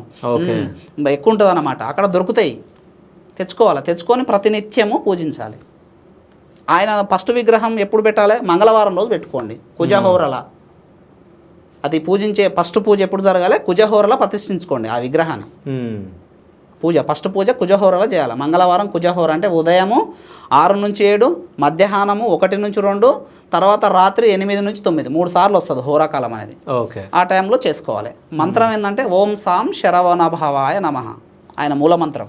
ఓకే, అవసరమైతే దగ్గర ఉన్నటువంటి గురువులు ఉంటారు. మేము అవైలబుల్లో లేకున్నా కానీ నాకంటే మంచోళ్ళు ఉంటారు. గీములాడండి గురువును, గీములాడి మంత్రం ఉపదేశం చేసుకోండి. ఆయన కొంచెం పాదాభివందనం చేయండి, చేస్తాడు, కనికరిస్తాడు. అసలైన గురువుకు కొంచెం దిల్లు ఉండాలి తప్పకుండా. అన్నీ డబ్బు వ్యామోహాల మీద కొంచెం తక్కువ ఉంటేనే మంచిది. ఎందుకంటే నేచర్ నుంచి శక్తి పొందిన తర్వాత మనము ఈ మంత్రాన్ని ఎక్కువ డబ్బుకు మనం వినియోగించినాం అనుకో మంత్రశాస్త్రాన్ని, అదే మన వినాశనానికి దారితీస్తుంది. ఓకే, అయితే నాకు ఇంకొక డౌట్ వచ్చింది. అంటే చాలామంది ఈ అంటే జ్యోతిష్యులు వీళ్ళు ఆస్ట్రాలజీకి సంబంధించిన వాళ్ళు ఉంటారు కదా. సో వాళ్ళు మాకు ఈ ప్రాబ్లం ఉందంటే వచ్చి కలవండి అని చెప్పేసి చెప్తారు. కానీ ఇంత డైరెక్ట్గా ఈ మంత్రాలు చెప్పారు. అంటే ఇంత డైరెక్ట్గా మీరు మంత్రాలు చెప్పడానికి కారణం? అసలు ఈశ్వరుడే చెప్పిండు కదా చెప్పమని దత్తాత్రేయ తంత్రంలో. నేను చెప్తే తప్పే ఉంది ఇడా. ఆ ఈశ్వరుని అనుగ్రహం కావాలంటే నేను ఇంతో అంత కొంత సేవ చేయాలి కదా జనాలకు, చేస్తున్నా ఈ రూపంలో. ఓకే, అయితే ఇంకోటి ఏంటంటే చాలామంది ఎంత కష్టపడ్డా సో ధనం ఇంట్లో నిలబడదు. అంటే అధిక లాభం కానీ, అంటే అధిక ధనిక లాభం రావాలన్నా కానీ, అంటే ధనికంగా బతకాలన్నా కానీ అసలు ఏం చేయాలి? అదే ఇప్పుడు చెప్పినటువంటిది కథ. అదే ఇప్పుడు ఏదైతే సుబ్రహ్మణ్యేశ్వర స్వామి పాదరస విగ్రహం పూజించాలో ఇప్పుడు లక్ష్మీదేవి విగ్రహాన్ని కూడా పాదరసంతో ఉన్నదాన్ని పూజించండి. ఓకే, అంటే ఇప్పుడు మీరు సుబ్రహ్మణ్య స్వామిని పాదరసమే అన్నారు, ఇప్పుడు ఇక్కడ కూడా మీరు పాదరసమే అన్నారు. రహస్య తంత్రాల్లో చెప్పబడ్డది. ఇంకా దీనికి మించిన పూజ, ఎందుకంటే అక్కడ డైరెక్ట్ జనరేట్ అవుతుంది కదా. ఓకే, ఇప్పుడు ప్రతి ఈ సృష్టిలో ప్రతి జననానికి కారకుడు ఈశ్వరుడే. ఆయన తేజస్సు నుంచి ఆయన తేజస్సునే ఇక్కడ పాదరసం అంటున్నా కదా. ఆ తేజస్తో ఏర్పడిన పాదరసంతో విగ్రహాన్ని పూజించమంటున్నా. లక్ష్మీదేవి విగ్రహం తయారైతుంది ఉంటుంది. పాదరస లక్ష్మీదేవిని పూజించండి. పాదరసంతో తయారు చేసిన లక్ష్మీదేవి విగ్రహాన్ని గురువారం ప్రతిష్ఠించుకోవాలి ఫస్ట్ పూజ. ఓకే, అది ఎప్పుడు గురుహోరల, అదే ఉదయం 6 నుంచి 7, తర్వాత మధ్యాహ్నం 1 నుంచి 2, తర్వాత రాత్రి 8 నుంచి 9, ఈ కాలాల్లో ఫస్ట్ పూజ జరగాలి హోరా కాలంలో. అది గురువారం ప్రతిష్ఠించబడి ఉండాలి. ఆ పూజకు గురువారం స్టార్ట్ చేసి రోజు పూజించుకోండి. ఎంతసేపు 10 నిమిషాలు. సేమ్ అదే పాలల్లో కొంచెం పసుపేసి అభిషేకం చేసుకోవాలి. రోజు నైవేద్యం పెట్టండి. ఇంకా మీకు ధూపదీప నైవేద్యాలు ఆరాధనలు అన్నీ తెలిసే కామన్. ఇంట్లో చేసుకుంటారు. మంత్రం మాత్రం ఏంది, ఈ పూజలు చేసేటప్పుడు మూల మంత్రమే తీసుకోవాలి. మూల మంత్రమే తీసుకోవాలి. ఇప్పుడు లక్ష్మీ మూల మంత్రం ఏందో చెప్పు. ఓం శ్రీం లక్ష్మీ అయి నమః, ఓం శ్రీం లక్ష్మీ అయి నమః. ఈ మంత్రంతో చేయాలి. ఇది మూల మంత్రం. మూల మంత్రం అంటే డైరెక్ట్ పనిచేస్తుంది ఇక్కడ. ఓం శ్రీం లక్ష్మీ అయి నమః ఈ మంత్రంతో చేయండి పూజ, అభిషేకం. ఓకే, ప్రతి ఉపచారం చేసేటప్పుడు కూడా ఈ మంత్రం లోపల ఆరాధిస్తున్నా ఈ మంత్రంతోనే ఇవ్వాలి ఈ పాదరస విగ్రహాలకు. అలా చేసి చూడండి, డబ్బు విపరీతంగా స్టార్ట్ అవుతుంది. ఫస్ట్ వారం నుంచి స్టార్ట్ అవుతుంది. కనీసం పాదరసం చిన్న గోళీలు దొరుకుతాయి, అవి జేబులో పెట్టుకున్న డబ్బు విపరీతంగా వస్తుంది. ఈశ్వరుని యొక్క తేజస్సే జేబులో ఉన్నప్పుడు ఇంక నీకు ఏం కావాలి. అట్లా ఈ విధంగా. అయితే ఇంకో విషయం ఏంటంటే, ఇప్పుడు మీరు ఇవన్నీ చెప్తా ఉన్నారుగా, అంటే ఇంత ఉన్న వాళ్ళైనా కానీ, అంటే వాళ్ళ దగ్గర డబ్బు ఎక్కువ ఉంటుంది కానీ ఏదో విధంగా వాళ్ళు ప్రశాంతంగా ఉండరు చాలామంది. అంటే ఎందుకు ప్రశాంతంగా ఉండరు? అన్నీ ఉన్నా కానీ కొంతమంది ప్రశాంతంగా ఉండరు. ఎందుకు ఉండరు అంటే దానికి ప్రశాంతంగా ఉండాలంటే ఏమైనా పరిష్కారం ఉంటుందా? ఫస్ట్ ఆఫ్ ఆల్ అన్నీ ఉన్నా సుఖం లేదనేటోళ్ళు ఫస్ట్ శుక్రగ్రహాన్ని యోగించుకోవాలి. ఫస్ట్ శుక్రుని బాగా పూజించాలి. ఎందుకంటే ప్రశాంతతను సుఖాలను ఇచ్చేది శుక్రుడు. శుక్రుని ప్రసన్నం చేసుకోవాలి ఫస్ట్. శుక్రుని ప్రసన్నం చేసుకున్న తర్వాత ఏం చేయాలంటే, ఫస్ట్ ఆఫ్ ఆల్ ఇప్పుడు ఇంట్లో ఫస్ట్ ఆఫ్ ఆల్ గ్రహ పూజ ఇంపార్టెంట్గా చేసుకోవాలి ఫస్ట్. ఓకే, ఎట్లా చేసుకోవాలంటే ఫస్ట్ శుక్రుని పూజించాలి, తర్వాత సూర్యుని పూజించాలి. అధికారాన్ని ఇచ్చేది సూర్యుడు, ప్రశాంతతనిచ్చేది ఇక్కడ ఎవరు? శుక్రుడు. ఈ 2 గ్రహాలను ప్రసన్నం చేసుకోవాలి ఫస్ట్. ఉదాహరణకు వాళ్ళ దిశ తెలుసుకోవాలి. శుక్రుడు ఎక్కడ ఉంటాడు? ఆగ్నేయంలో ఉంటాడు. ఆగ్నేయ మూలన పోయి ఒక చిన్న దీపం పెట్టి అగరబత్తులు ముట్టించి శుం శుక్రాయ నమః అని 108 సార్లు చదువు. ఓకే, ఆ 108 సార్లు చదివిన తర్వాత ఒక గ్లాసులో నీళ్ళు పట్టుకో, అదే మూలన పట్టుకొని ఇదే మంత్రం 27 సార్లు చదివి అని ఊది ఆ నీళ్ళు తాగు. ఆ గ్లాసులో ఉన్నటువంటి నీళ్ళు తాగు. శరీరానికి ఆ ప్రశాంతత అనేది తలుగుతుంది ఎమ్మటి. ఇట్లా ప్రతిరోజు చేయి. ఈ ప్రశాంతత లేకుండా చేయడం 2 గ్రహాలు. సూర్యుడు యోగాన్ని ఇస్తాడు, కానీ సూర్యునికి శుక్రునికి పడదు. వాళ్ళిద్దరు భర్త శత్రువులు, ఎడమొఖం పెడమొఖం ఉంటుంది వాళ్ళకు. వీళ్ళిద్దరి కలయిక ద్వారా ఏమవుతుంది అంటే శత్రువులు కాబట్టి మనశ్శాంతి ఉండదు. అంత డబ్బు ఉన్నా మనశ్శాంతి ఉండదు. రాజాల డబ్బున్నా మనశ్శాంతి ఉండదు. అందుకనే సూర్య నమస్కారం ఓం సూర్యాయ నమః అని చేయాలి ప్రతినిత్యం. ఎవరైనా ప్రతిరోజు సూర్య నమస్కారం చేయాలి. తర్వాత శుక్రుని పూజించు. ప్రతినిత్యం రొటేషన్గా ఇది చేస్తే ప్రశాంతత ఉంటుంది 100%. ఓకే, అట్లా. సో ఇంకో విషయం అంటే అందరి గురించి చెప్తారు కాబట్టి అన్నదాతల గురించి మాట్లాడదాం. అంటే మనము తింటున్నామంటే అన్నదాతలే ముఖ్యం కాబట్టి. సో రైతులు ఈ మధ్య అంటే పంటలు పండగ సో అప్పుల పాలు అయిపోతున్నారు చాలామంది. ఓకే, అంటే పంటలు మంచిగా పండాలంటే, వాళ్ళు అప్పుల పాలు కాకుండా ఉండాలంటే అసలు ఏం చేయాలి రైతులు? ఫస్ట్ ఆఫ్ ఆల్ ఆ దుక్కిని దున్నేటానికి ముందే ఒక క్రియ చేయాలి వాళ్ళు. ఫస్ట్ ఏం చేయాలంటే గోమూత్రం పట్టుకోవాలి. ఒక బకెట్ నిండా ఆవుల మూత్రం ఉంది కదా, గోమూత్రము పట్టుకోవాలి. పట్టుకొని ఏం చేయాలి, ఆ మూత్రాన్ని ఓం సురభ్యై నమః అనే మంత్రంతో అభిమంత్రించాలి. ఆ మూత్రాన్ని, గోమూత్రాన్ని ఓం సురభ్యై నమః అనే మంత్రంతోన అభిమంత్రించాలి. ఈ గోమూత్రాన్ని తీసుకుపోయి ఏం చేయాలి, ఆ చెలకల మొత్తం దున్నడానికి ముందే చేయాలి. క్రియ మొత్తం ఏం చేయాలి, చల్లాలి. చల్లిన తర్వాత కొన్ని రోజులకు దున్నుకున్న తర్వాత కొంచెం మన్ను సేద్యమై ఉంటుంది. ఆ మన్ను కొంచెం తీసుకురండి. దానిలో ఏం చేయాలి, గంధము, పసుపు, ఓకేనా, విభూది, తర్వాత సింధూరం, ఇవన్నిటిని కలపండి.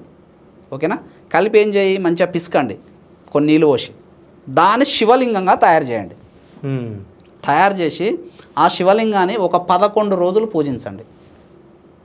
పూజించి ఏం చేయాలి, తర్వాత షోడోపచార పూజలు అయిపోయిన తర్వాత అభిషేకం దేంతో చేయాలి, ఈ గంధము తర్వాత విభూది దీంట్లతో అభిషేకించాలి, నీళ్ళతో అభిషేకించవద్దు, మళ్ళీ కరిగిపోతుంది.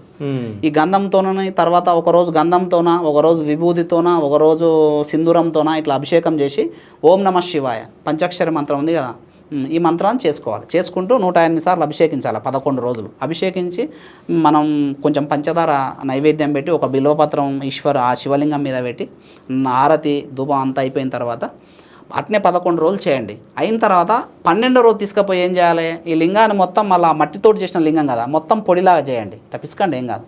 ఈ మనును మొత్తం చల్లండి, ఆ చిలకల మొత్తం చల్లి వ్యవసాయం చేయి, నీకు నష్టం వస్తే చూస్తా. అసలు వ్యవసాయం ఎలా చేయాలనో పార్వతీదేవికి ఈశ్వరుడే చెప్పిండు. అది కూడా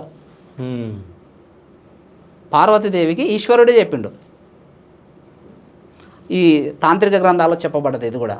ఈ విధంగా చేయాలి. చేసిన తర్వాత ఇది ఈశ్వరునితో ఈశ్వర లింగంతో స్పృశించబడినటువంటి నేల అవుతుంది. అప్పుడు ఆ నేలలో ఏది వేసినా పంట అధికంగా ఉంటుంది. దోషాలు పోతాయి. ఫస్ట్ ఆఫ్ ఆల్ దోషాలు పోయి అధికంగా పంట పండుతుంది. ఇది పూజ. తర్వాత నెక్స్ట్ ఇంకో కథ ఉంది, తాంత్రిక క్రియ. ఇప్పుడు రైతులు నాగలి దుంతారు కదా, నాగలి కర్రు అనే ఒకటి ఉంటుంది. మన తెలంగాణ భాషలో నాగలి కర్ర అంటే అందరికి తెలుసు, అది అరిగిపోయింది ఉంటుంది. దాన్ని ఏం చేయాలంటే కమ్మరుల దగ్గర తీసుకెళ్ళి దాన్ని మంచిగా సాగదీయించి ఒక కడెం తయారు చేయించుకోవాలి. అది చేతికి వేసుకొని పని చేయాలి, వ్యవసాయ పని. విపరీతంగా పంట పండుతుంది. తర్వాత ఆ పొల యజమాని ఎవరైతే ఉంటారో వాళ్ళు ఏం చేయాలి, భార్యతోటి ప్రతినిత్యం కూడా నువ్వుల నూనె ఒంటికి మొత్తం రాపించుకొని స్నానం చేయాలి. 1 గంట తర్వాత పొద్దుగాల మంచిగా సూర్యుడు ఉదయిస్తున్నప్పుడు నువ్వుల నూనె ఒంటికి మొత్తం రాపించుకోవాలి. రాపించుకొని 1 గంట తర్వాత స్నానం చేయాలి యజమాని. ఇలా చేస్తే వ్యవసాయంలో నష్టాలు అనేవి ఉన్నాయి 100%. చేసి చూడండి. ఈ 3 తాంత్రిక క్రియలు ఫాలో కండి, 100% అధిక పంటలు వంతాయి. ఇది ఈశ్వరుడు చెప్పినటువంటి తాంత్రిక క్రియ ఇది. సో అంటే ఇవన్నీ ఏ బుక్లో రాసున్నాయి? తాంత్రిక క్రియలు ఉంటాయి కొన్ని. తాంత్రిక క్రియలు అంటే అర్థం ఏంటంటే ఈ కలియుగంలో ఓపిక తక్కువ ఉంటుంది జనాలకు. మంత్ర జపాలు చేసి సిద్ధి పొందాలంటే అందరికి కాదు, కొంతమంది ఉంటారు, అందరికి సాధ్యం కాదు కదా సార్. ఇక్కడ ఈ క్రియలు ఏమైతాయి అంటే తాంత్రిక క్రియలు వెంటనే పని చేయడం స్టార్ట్ అవుతాయి చేస్తున్న రోజు నుంచి. ఓకే, ఒక 40 రోజులు, ఒక 60 రోజులు, 100 రోజులు చేయగానే స్టార్ట్ అవుతుంది దాని పని. డైరెక్ట్గా పని అయితే స్టార్ట్ అవుతుంది మా తాంత్రిక క్రియలో. ఇది ఋషులు మనకి ఇచ్చినటువంటి గొప్ప అవకాశం. అందరూ మాలాగా సాధన చేయరు కదా, మా యొక్క ఈ శక్తి, తాంత్రిక శక్తి అనేది అందరికీ ఉపయోగపడాలని కొన్ని తాంత్రిక గ్రంథాల్లో రాయపడ్డాయి ఉన్నాయి. ఋషి తాంత్రిక గ్రంథం అని నేను ప్రిపేర్ అయితే ఇప్పుడు దాంట్లో ఉన్నదే చెప్తాను నేను ఎప్పుడున్నా. దాంట్లో రాయబడి ఉన్నాయి ఇవన్నీ కూడా. అట్లా ఈ విధంగా ఉండాలి. అయితే ఇంకో విషయం ఏంటంటే, సో మీరు ఇవన్నీ అంటే వ్యవసాయం గురించి చెప్పారు కాబట్టి నాకు ఇంకొక డౌట్ వచ్చింది. అంటే ఈ బోరు బావి అంటే బోర్లు వేస్తాం కదా, సో ఒక్కోసారి వాటర్ పడవు. అంటే ఎగ్జాంపుల్ మా ఇంట్లో మేము వేసినప్పుడు 1500 అడుగులు వేసినా కానీ అసలు పడలే వాటర్. సో అంటే 1500 ఫీట్లో అడుగులు అంటారు కదా, సో అంత వేసినా పడలేవు. అంటే ఒకవేళ బోర్ వేసేటప్పుడు అసలు ఏ పూజలు వేస్తే బోర్లో నీళ్ళు పడతాయి? అది అంటే వ్యవసాయంలో కానీ ఇంటి దగ్గర కానీ ఎక్కడ వేసినా కానీ ఎట్లాంటి పూజలు చేయాలి? పూజ అంటే కూడా దీనికి ఒక తాంత్రిక క్రియ చెప్తా డైరెక్ట్. ఎందుకంటే ఈ భూమి అనేది నీటిలో కొంత భాగమే. ఈ భూమండలం మీద నీరు పర్సెంటే ఎక్కువ. అవును, ఇది ఒక దీవిలాగా ఉంటుంది ఈ భూమి. ఓకేనా? అంటే నీరే ఎక్కువ ఉంది కదా, దీన్ని ఏం చేయాలి, మనం వశపరచుకోవాలి. ఈ నీటిని రప్పించుకోవాలి అక్కడికి. ఒక తాంత్రిక క్రియ చెప్పబడ్డది, ఋషులు చెప్పింది. ఏం చేయాలంటే నువ్వు ఎప్పుడైతే బోర్ వేస్తావో ఒక రోజు ముందే, బోర్ వేయడానికి ముందు రోజు ఏం చేయాలి, కొన్ని బియ్యం నానబెట్టాలి. ఆ రోజు మొత్తం ఆ బియ్యం నానాలి అలా నీటిలో. నాణ్య తర్వాత మళ్ళీ తెల్లారి బోర్ వేపిస్తుంటావు కదా, అప్పుడు ఏం చేయండి, ఈ బియ్యం మొత్తం చల్లండి అక్కడ ఆ ప్రాంతంలో. ఈ నానబెట్టిన బియ్యాన్ని మొత్తం చల్లండి. 1 గంట తర్వాత బోర్ వేయించండి. తప్పకుండా నీరు పడే అవకాశం ఎక్కువ ఉంటుంది. నేను ఇట్లా చెప్పిన వాళ్ళకి అందరికి పడ్డది. యాక్చువల్గా ఈ బోరు పాయింట్ అనేది వాస్తవానికి ఇట్లా చూడడం అనేది కొబ్బరితో చూస్తారు, అది కామన్గా. అది నాకైతే నచ్చదు. అది ఎవరి భావన నేను దెబ్బతీయని నాకు అవసరం లేదు. కానీ అది వాస్తవం అయితే కాదు. ఎందుకంటే తాంత్రిక క్రియలో ఇది ఋషులే చెప్పారు, నేను చెప్పింది కాదు. దానికి ఉంటేనేమో మంత్రసిద్ధి అన్నా ఉండాలి. మంత్రసిద్ధి పొందాలంటే అందరి నుంచి కాదు, ఈ తాంత్రిక క్రియనన్నా ఫాలో కావాలి. ఇట్లా చేసిన వాళ్ళకి, నేను చెప్పిన వాళ్ళకి మొత్తం బోరు పడ్డది. మరి తర్వాత బోర్ వేసేటప్పుడు కూడా గ్రహాల యొక్క కలయిక కూడా ఉండాలి, అది కూడా చూసుకోవాలి ఫస్ట్. భార్యాభర్త కలిపినప్పుడు, భార్యాభర్తలను ఇద్దరిని కలిపినప్పుడు ఏ గ్రహం వస్తుందో చూసుకోవాలి. ఉదాహరణకు కుజుడు కానీ శనీశ్వరుడు కానీ తర్వాత రాహుకేతువు కానీ ఉన్నారనుకో, అలా దాంపత్యంలో బోర్లు పడవు. శుభగ్రహాలు ఉండాలి. ఎవరెవరు ఉండాలి? బుధుడు ఉండాలి, శుక్రుడు ఉండాలి, గురువు ఉండాలి, సూర్యుడు ఉండాలి. అంటే ఇప్పుడు ఆ బోరు బావికి వీళ్ళ గ్రహాలకు సంబంధం ఏంది అసలు? అన్ని చెడు గ్రహాలే కదా, మనకు అన్నిటికి అడ్డం వస్తాయి గ్రహాలు. ఇంక యోగం ఇవ్వాలన్నా వద్దని చూసేటి గ్రహాలే స్వామి ఇక్కడ. ఓకే. అందరు గొప్ప గొప్ప పూజలు చేస్తున్నా ఫలించకపోవడానికి కారణం ఏంది? గ్రహాలే అడ్డొస్తాయి. వీళ్ళు నా పర్మిషన్ లేకుండా పూజ చేస్తుండని ఈశ్వరుడే ఇచ్చిండు వాళ్ళకి ఆ పవరు. ఒక ఊరికి సెక్రటరీ లాగా గ్రహాలు. ఓకే. అట్లా ఫస్ట్ మనం ఏ పని చేయాలన్నా వాళ్ళ అంశ పొందు. నేను ఒకటే చెప్తున్నా, గ్రహాన్ని పూజించి ఇష్టదైవాన్ని పూజించు, తక్షణమే ఆ పూజ ఫలిస్తుంది. చూడు, నువ్వు గ్రహాన్ని పూజించకుండా ఇష్టదైవాన్ని పూజిస్తే పూజ ఫలించదు. నేను రీసెర్చ్ చేసిన అందులో. చాలా పెద్ద పెద్ద పూజలు చేసిన వాళ్ళకి ఫలించలే. అట్లా కాదు, నిజంగా ఫలిస్తాయా? అంటే మీరు మేము చెప్పినవి అన్ని ఫలించాయి అని చెప్పేసి అంటున్నారు కదా. సో ఇప్పుడు అసలైన క్వశ్చన్ నేను అడుగుతున్నా. సో ఇది ఫలిస్తుందా ఫలించదా చూద్దాము. అంటే ఎవరైనా ట్రై చేయండి. అంటే నేను క్వశ్చన్ అడిగిన తర్వాత ఒకవేళ మంత్రం కానీ ఇట్లా పూజ చేయండి అని అంటే చేసిన తర్వాత పిల్లలు పుట్టిన వాళ్ళు ఎవరైనా ఉన్నారా చెప్పండి. సో పిల్లల గురించి మాట్లాడుతున్నా ఇప్పుడు. అంటే చాలా మందికి సంతానం కలగదు. సో అంటే సంతానం కలిగిన ఆడపిల్లలు ఎక్కువ పుడతారు, అంటే మగ సంతానం కలగదు. సో అంటే మగపిల్లలు పుట్టాలంటే సో వాళ్ళు ఎట్లాంటి పూజ చేయాలి, దానికి పరిష్కారం ఏంది? సంతానం రిజల్ట్ వచ్చిన వాళ్ళు దాన్ని నాకే ఫోన్లు చేసి చెప్పారు, నువ్వు అడిగినా అంతే ఉంటుంది. ఇంకో విషయం తెలుసా? ఒకటి సార్, నేను రీసెర్చ్ చేసింది నేను చెప్తా. ఓకే. అది ఈశ్వర సాక్షిగా చెప్తా. నేను స్వార్థంతో చెప్పాను, ఖచ్చితంగా నమ్మకంతో చెప్తా. అవి అవి తీరుతాయి. అట్లా ఒక ఆమె నాకు ఫోన్ చేసి చెప్తా, దాన్ని కూడా చెప్తా. ఒక ఆమె నాకు ఫోన్ చేసి ఏమన్నదంటే, సార్ నాకు రాహుకేతులు ఇబ్బంది పెడుతున్నాయి సార్, ఎక్కడ పూజ చేసినా ఫలిస్తలేదు, చనిపోవాలనిపిస్తుంది నాకు. మీ వీడియో చూసిన శివ స్టూడియోలో మీ మీద కొంచెం నమ్మకం కలిగింది సార్, ఏదైనా రెమెడీ చెప్పండి సార్, చాలా బాధపడుతున్నా, ఒంటరి దాన్ని నేను. మా అమ్మ నాన్న ఇద్దరు వృద్ధులు, వాళ్ళకు చూసుకొని నేను పోషణ చేయాలి, నాకు భర్త లేడు, ఒంటరి దాన్ని, నేను పెళ్లి చేసుకోలేదు అని చెప్పింది. నాకు ఇక్కడ టచ్ అయింది ఆమె చెప్పే విధానం. ఆమెకు నేనేం చెప్పినామా, నీ ఫోటో పెట్టు, వస్తుంది అమావాస్య కదా, నేనే చేస్తాను, డైరెక్ట్ పూజ చేస్తాను, ఒక 10 నిమిషాలు కేటాయిస్తా అని చెప్పేసి ఆమెకు చెప్పడం జరిగింది. తర్వాత ఓ రోజు ఫోన్ చేసింది అమావాస్య తర్వాత, నేను పూజ చేసిన తర్వాత, అమ్మ చేసేసినమ్మ పూజ, నువ్వు అవసరమైతే ఈ వారం రోజులలో నీకు కొంచెం తేలికపాటి రిజల్ట్ కనబడదు చూసుకో అంటే, ఆమె ఏం చేసింది, ఆరా మిషన్లు అని ఇప్పుడు దొరుకుతున్నాయి. అవును, ఆరా మిషన్లు ఉన్నాయి. అవును, ఆరా మిషన్ తోటి చెకప్ చేసుకున్నదంట. రాహుకేతుల దోషం ఇంతకుముందు చెకప్ చేసుకుంటే ఉందని చూపించిందంట. తర్వాత నేను పూజ చేసిన తర్వాత ఫస్ట్ రాహు దోషం పోయింది సార్, నాకు నీవు దేవునితో సమానం సార్, నేను ఎన్ని పూజలు చేయించినా ఫలించలేదు, ఇక్కడ మీరు నా ఫోటో చూసి చేసినందుకే నాకు పోయింది, నేను రెడీ హ్యాండ్గా పూజలు చేయించినా నాకు ఫలించలేదు సార్, మీరు దేవునితో సమానం అని నాకు వాయిస్ మెసేజ్ పెట్టిందాం. కానీ ఈ ఆరా మిషన్లో నిజంగా పని చేస్తాయా? చేస్తాయి కదా. ఓకే. అంటే మీరు అవి వాటిని నమ్ముతారా మీరు? అంటే మీరు ఈ మంత్రాలు చెప్తా ఉంటారు, పూజించడం చెప్తా ఉంటారు కదా. మిషనరీని తక్కువ నమ్ముతా, ఎందుకంటే ఇవన్నీ కృత్రిమమైనవి ఇవన్నీ కూడా. ఋషులు వీటిని ఎప్పుడో గ్రహించి పెట్టి ఋషులు ఆల్రెడీ. ఇప్పుడు సెల్ ఫోన్ ఎప్పుడో తయారై ఉంది. అప్పుడు దాన్ని ఏమంటుండే, దైవ సందేశ యంత్రం అని చెప్తుండే ఈ సెల్ ఫోన్ను. వాళ్ళు యంత్రం ద్వారా పంపించేటోళ్ళు. దీన్నే కారణ జన్మలు మళ్ళీ పుట్టి సెల్లుగా తయారు చేసారు అంతే. ఇది వాసనలతోటి తయారైంది ఈ సెల్లు. అంతకంటే ముందు ఋషులు చేసిరు ఈ ప్రయోగాలు, మొత్తం మంత్రాలతోటే చేసిరు అన్నీ కూడా. హెలికాప్టర్ కూడా దైవగమన యంత్రం. దైవం కాడికి పోవాలంటే అది మాయా హెలికాప్టర్ కూడా వెళ్ళిపోతుండే. దైవగమన యంత్రం అని ఒకటి ఉంటే దాని మీద కూర్చొని మంత్రం చదవడం లేచిపోతుండే అది దైవం కాడికి. అవన్నీ కూడా ఋషులు ఎప్పుడో తయారు చేసిండు. ఇప్పుడు హెలికాప్టర్ విమానాలు కాలేదా, మళ్ళీ కారణ జన్మలు పుట్టి మళ్ళీ తయారు చేస్తున్నారు ఇక్కడ అంతే. ఇప్పుడు అంబేద్కర్ ఉన్నాడు, ఇప్పుడు అంబేద్కర్ యొక్క రాసిండు కదా రాజ్యాంగం. ఈ మన పరిపాలన, రాజ్యాంగ పరిపాలన తర్వాత యమలోక పరిపాలన సేమ్ ఉంటుంది. ఆయన బహుశా యమలోకంలో ఇంతకుముందు ఒక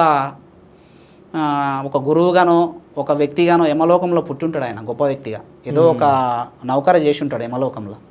మళ్ళా కారణజన్ముడు గొప్పోడు కాబట్టి పుట్టి మళ్ళీ ఈ భూమి మీద మళ్ళీ రాసిండు రాజ్యాంగం. సేమ్ ఉంటుంది పరిపాలన. యమపురాణం చదివితే ఇది సేమ్ ఉంటుంది. మరి ఆయన యమపురాణము మన రాజ్యాంగం సేమ్ ఉంటుంది. నేను పరిశీలించిన, నిజంగా పరిశీలించిన. అందుకని అంబేద్కర్ కారణజన్ముడు అని చెప్తాను నేను. ఓకే. సో నేను అడిగిన క్వశ్చన్కి ఆన్సర్ రాదు. అదే చెప్పండి, మళ్ళీ ఇప్పుడు చెప్పండి. అంటే పురుష సంతానం కావాలంటే ఏం చేయాలి? అంటే మగపిల్లలు పుట్టాలంటే ఎట్లాంటి పూజలు చేయాలి, పరిష్కారం ఏందని అడిగి. ఒకటి చెప్తున్నా, ఎన్ని మందులు వాడినా అంటే నేను మొన్న వీడియోలో ఏం చెప్పినా తాత్కాలిక పూజ చేసుకోని చెప్పిన. ఇది కొంచెం కష్టపడే పూజ, ఇది చేసుకోండి తప్పకుండా. ఏం జరుగుతుందంటే ఇది రహస్య తాళపత్ర గ్రంథాలలో రహస్య గ్రంథాలలో చెప్పబడ్డది ఇది తాంత్రిక క్రియ. ఈ రహస్య గ్రంథాలన్నీ ఏడున్నాయి? నా తాను ఉన్నాయి. ఉన్నాయా? ఉన్నాయి. అంటే రహస్య గ్రంథాలన్నీ మీ దగ్గర ఎందుకు వచ్చినాయి? గొప్ప గొప్ప వ్యక్తులు అంటే సేకరించాలి.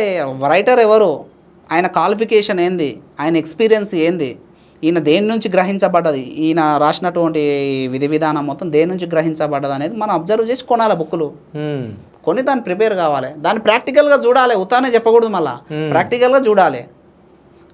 సో అదంతా మీరు చేయడం జరిగింది? చేయడం జరిగింది. ఓకే, ఎక్స్పెరిమెంట్ చేసిన తర్వాతనే అదంతా ఓకే అయిన తర్వాత మీరు చెప్తున్నారు. అందుకే నేను ఏదైనా నా మీద నేను చేసుకొని, లేకపోతే నా చుట్టుపక్కల వాళ్ళకి చెప్పి అది సక్సెస్ అయితేనే చెప్తా, లేకుంటే చెప్పా. ఓకే, అదొకటి గుర్తుపెట్టుకోవాలి ఫస్ట్. సరే, ఇప్పుడు పురుష సంతానం గురించి. పురుష సంతానం కావాలంటే ఏం చేయాలంటే ఫస్ట్ వాళ్ళ విధి విధానం చెప్తా చూడు. ఫస్ట్ ఆఫ్ ఆల్ ఏం చేయాలి, చిలకలలో మనకు వేప చెట్లు ఉంటాయి ఎక్కువ. ఇది తప్పకుండా రిజల్ట్ ఉంటుంది. ఇది వేప చెట్లు ఉంటాయి. వేప చెట్టును ఏం చేయాలంటే ఆదివారం రోజు సూర్యవరంలో పూజించాలి. మధ్యాహ్నం 1 నుంచి 2 మధ్యాహ్నం మంచిగా పూజించాలి. ఆ వేప చెట్టు కింద ఉన్నటువంటి గడ్డిని మొత్తం క్లీన్ చేసి ఆ వేప చెట్టు మొదట్లో మంచిగా కొంచెం గంధము, తర్వాత కుంకుమ ఇది వేసి అగరబత్తులు ముట్టించి, అవసరమైతే కొంచెం ఆవు పంచకం కూడా చల్లండి. ఆ ఏరియాలో చల్లిన తర్వాత మంచిగా పూజించండి. దానికి ఒక ఎల్లో కలర్ గుడ్డ కట్టండి, గౌరవంగా కట్టి పూజించండి. ఎందుకంటే వేప చెట్టు సూర్యస్వరూపం. ఓకేనా? మగ సంతానాన్ని ఇవ్వాలంటే సూర్యుడే. పితృకారక గ్రహం ఎవరు? సూర్యుడే కదా. అందుకని వేప చెట్టు సూర్యస్వరూపం. మంచిగా సూర్యుని యొక్క మంత్రం చదువుకుంటా ఓం సూర్యాయ నమః, ఓం సూర్యాయ నమః అని చెప్పి పూజించండి. పూజించిన తర్వాత ఆ ఉత్తరం వైపు పారినటువంటి ఒక కొమ్మను తెచ్చుకోండి. ప్రతి ఆదివారం ఒక కొమ్మను తెచ్చుకొని ఈ దంపతుల మధ్యలో పెట్టుకోవాలి. ఆ కొమ్మను సూర్యుని సాక్ష్యంగా పెట్టుకోండి. ఈ కొమ్మ సూర్య సాక్షి కదా. వీళ్ళిద్దరి మధ్యలో అంటే పండుకునేటప్పుడు పెట్టుకోవాలి. పెట్టుకొని పండుకోవాలి. ఇంకా దాంపత్యం కొనసాగించుకోవాలి. కానీ దానికంటే ముందు ఏం చేయాలి, ఇంకో సిస్టమేటిక్ ఫాలో కావాలి. ఏం చేయాలి, నెలసరి అయిన తర్వాత 5వ రోజు ఉంది కదా, 5వ రోజు ఇక్కడ బేసి సంఖ్య అంటాం. 5వ రోజు కలవకుండా 6వ రోజు అంటే సరి సంఖ్యలలో కలవాలి. ఇద్దరు ఒకటి కావాలి, మగపిల్లాలే కావాలంటే. ఓకేనా? ఇప్పుడు కామన్గా అందరికి పీరియడ్స్ 5 days ఉంటుంది సార్. అయితే 5వ రోజు కలవకుండా ఏం చేయాలి, 6వ రోజు, 5 అంటే సరి సంఖ్య కాదు కదా, బేస్ సంఖ్య కదా, 6 అంటే సరి సంఖ్య, అంటే సరి సంఖ్య దినాలలో కలవాలి ఎక్కువ. ఇట్లా కలుస్తూ ఉంటే 100% మగపిల్లాడే పుడతాడు. మెన్షన్ అయిన తర్వాత సరి సంఖ్య రోజులలో కలిస్తే తప్పకుండా మగ సంతానం పుడుతుందని శాస్త్రాలు, సైన్స్ పరంగా కూడా ఇది అప్రూవ్ అయింది. ఓకే, అంటే ఇది సైన్స్ పరంగా కూడా అప్రూవ్ అయింది. అంటే ఇప్పుడు మీరు పూజల పరంగా, డాక్టర్ని కదా, ఆ విధంగా చేసి చూసినా నేను, అయింది. అట్లా ఈ విధంగా చేయాలి. తర్వాత దైవపరంగా ఏం చేయాలి, వేప కొమ్మ మధ్యలో ఉండాలి, పూజ చేసిన వేప కొమ్మ. ఓకే, నాకు ఒక క్వశ్చన్ వచ్చింది, నేను అడగొచ్చా? చెప్పు. మీరు తప్పుగా అనుకోవద్దు. చెప్పు. సో మీకు ఎంతమంది పిల్లలు?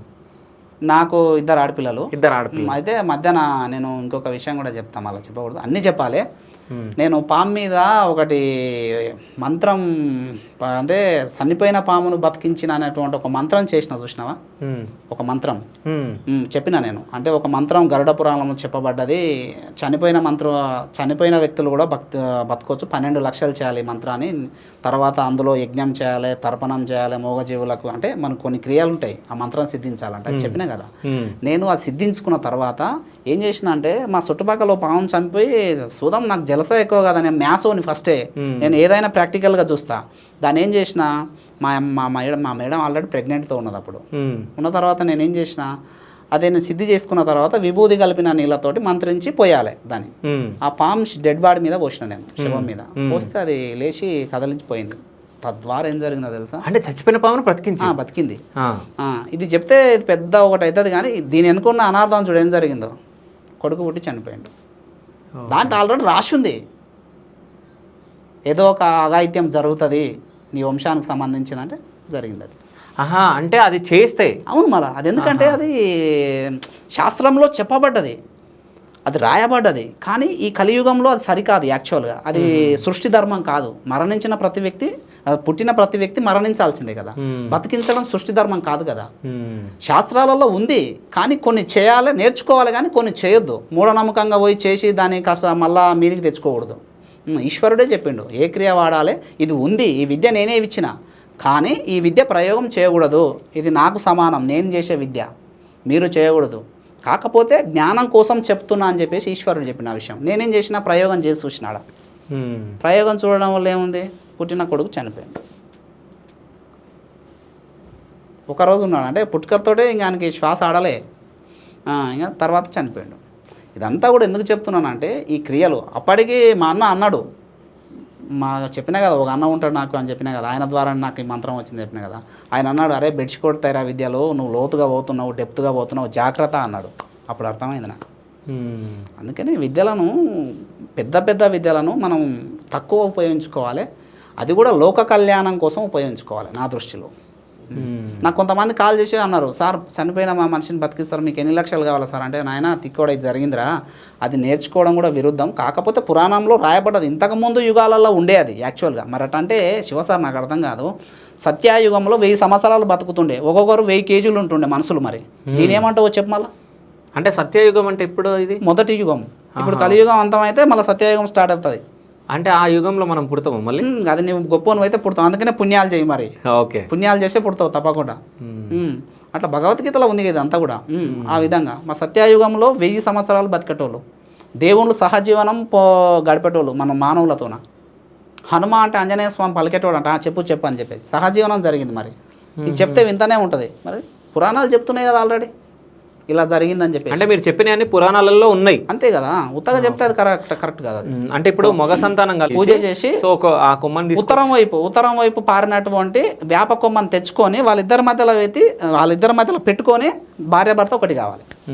ఇది కూడా సరి సంఖ్య రోజులలో మీట్ కావాలి. బేసి సంఖ్య రోజులలో మీట్ అయితే అమ్మాయి పుడుతుంది, సరి సంఖ్య రోజులలో పుడితే అబ్బాయి పుడతాడు. మెన్షన్ అయిన రోజు కానుంచి లెక్క పెట్టుకుంటే తప్పకుండా ఇదే జరుగుతుంది. చూడు, ఇది అంటే ఇది ఎవరికైనా జరిగిందా? కామన్గా మేము మా అన్న చెప్పేటోడు, మేము చూసేటోళ్ళం కదా, జరిగింది. నువ్వు ఇంకో క్వశ్చన్ కూడా అడగవచ్చు, నీకు మరి నీ కొడుకు అంటే ఇంకా నాకు తెలుసు, కొంచెం అతి ప్రశ్నలు అడుగుతావని కూడా తెలుసు. బట్ ఏంటంటే నాకు జరిగింది కదా, నేను తప్పే చేసిన, మళ్ళీ కోరలే నేను ఇంకెక్కడ కూడా. దేవుడిస్తే వద్దాను, నేను అడగలే, ఎందుకంటే నా అహంకారంతో ఇబ్బంది జరిగింది కదా, అందుకని చెప్పి తప్పే అని చెప్పేసిన. మరి అది కూడా నేను చాలా బాధపడ్డ తర్వాత ఒక రూపంలో బ్రాహ్మీ ముహూర్తంలో నాకు కల పడ్డది. రే ఎందుకు బాధపడుతున్నావురా, నువ్వు ఒక తాంత్రిక క్రియ చేసినావు తెలుసా, అది నేను చెప్పినాక కూడా నువ్వు అది కాదు సరికాదని చెప్పినా, నేను ఆల్రెడీ చేసి చూసినావు, అలాంటి ఇది తప్పునిది, పండుకోకు, లేచి తిరుగు అని చెప్పిండు. నేను 11 రోజులు బయటికి రాలే. అట్లా అయిన తర్వాత నాకన్నా పిల్లలు ఉంటాయి సార్, ఒక పిల్ల చచ్చిపోతేనే తిన్నాను ఆ రోజు, 2 రోజులు తినా నేను. అట్లా ఉంటుంది. ఎందుకంటే ఇలా నేను వేసుకునే షర్ట్ ఉందనుకో, నాకు ఇది ఉపయోగపడ్డది, దీని ఊరికనే పాతదైందని తీసేయడం నాకు ఇష్టం ఉండదు. దీన్ని కూడా నేను కృతజ్ఞత చెప్పాలి, నన్ను కాపాడింది ఇది, నా శరీరాన్ని. కృతజ్ఞత భావంతో ఉండాలి. మనం దేనికైనా సరే విశ్వానికి మంచి చేయనీకనే ట్రై చేయాలి. అప్పుడే నువ్వు చేస్తున్న ప్రతి పని, నీకు ఎవరు కూడా సాయం చేస్తారో చేయరో కానీ విశ్వాన్ని నువ్వు అంటే ఇది ఉంటుంది కదా, లోకానికి నువ్వు సపోర్ట్గా ఉంటే ఆ లోకం నిన్ను కాపాడుతుంది 100%. లోకం అంటే ఇక్కడ విశ్వం. నేచర్కు నువ్వు ఎప్పుడైతే సపోర్ట్గా ఉంటావో నేచర్ నిన్ను కాపాడు తిరుగుతారు. ఎవరు సపోర్ట్ చేయకుండా నీకు సపోర్ట్గా ఉంటుంది నేచర్, తప్పకుండా. నేను అది నమ్ముతా 100%. సో ప్రకృతిని కాపాడాలి, ప్రకృతి మిమ్మల్ని కాపాడుతుంది 100%. అందుకనే మనం ఎవరిని కూడా దూషించొద్దు. నేను ఒకసారి నాకు ఫోన్లు చేసి కొంతమంది విసిగిస్తుంటారు, గంటలు మాట్లాడతారు సార్. ఈ ఇంటర్వ్యూ ఇచ్చిన తర్వాత నాకు ఓపుకున్నంత వరకు మాట్లాడతా. వాళ్ళు ఏం చేయాలి, నాకున్న విలువ టైంలో ఒక 5 నిమిషాలు మాట్లాడి నేను బాధపడను, నీకు రెమెడీ ఇస్తా. ఫ్యామిలీ మొత్తం గురించి అడుగుతారు వాళ్ళు. ఒకరికే నీకు 20 నిమిషాలు టైం ఇస్తే కనుగోల పరిస్థితి, ఆ ఫోన్ మోగుతూ ఉంటుంది, ఎంగేజ్ వస్తూనే ఉంటుంది. సార్ నేను నెల రోజులే సార్ నీకు ఫోన్ చేయటం, నువ్వు ఎత్తలేవు సార్, మాకు సార్ సమస్యలు ఉన్నాయి సార్, ఒక రెమెడీ చెప్పు సార్, మేమేం పాపం చేసినాం సార్ అంటే నాకు బాధ అనిపిస్తుంది. వీళ్ళు 20 నిమిషాలు మాట్లాడినందుకే కదా నేను వాళ్ళకి టైం ఇవ్వకపోవడం. నేను అట్లాంటి వాళ్ళకేనేమో ఇంకా సారు చెప్పింది ఒకటి చేసేది ఒకటి అని కామెంట్లు పెడుతుంటారు. ఏ కామెంట్ పెట్టుకున్నా నేను నిజాయితీగానే ఉంటా.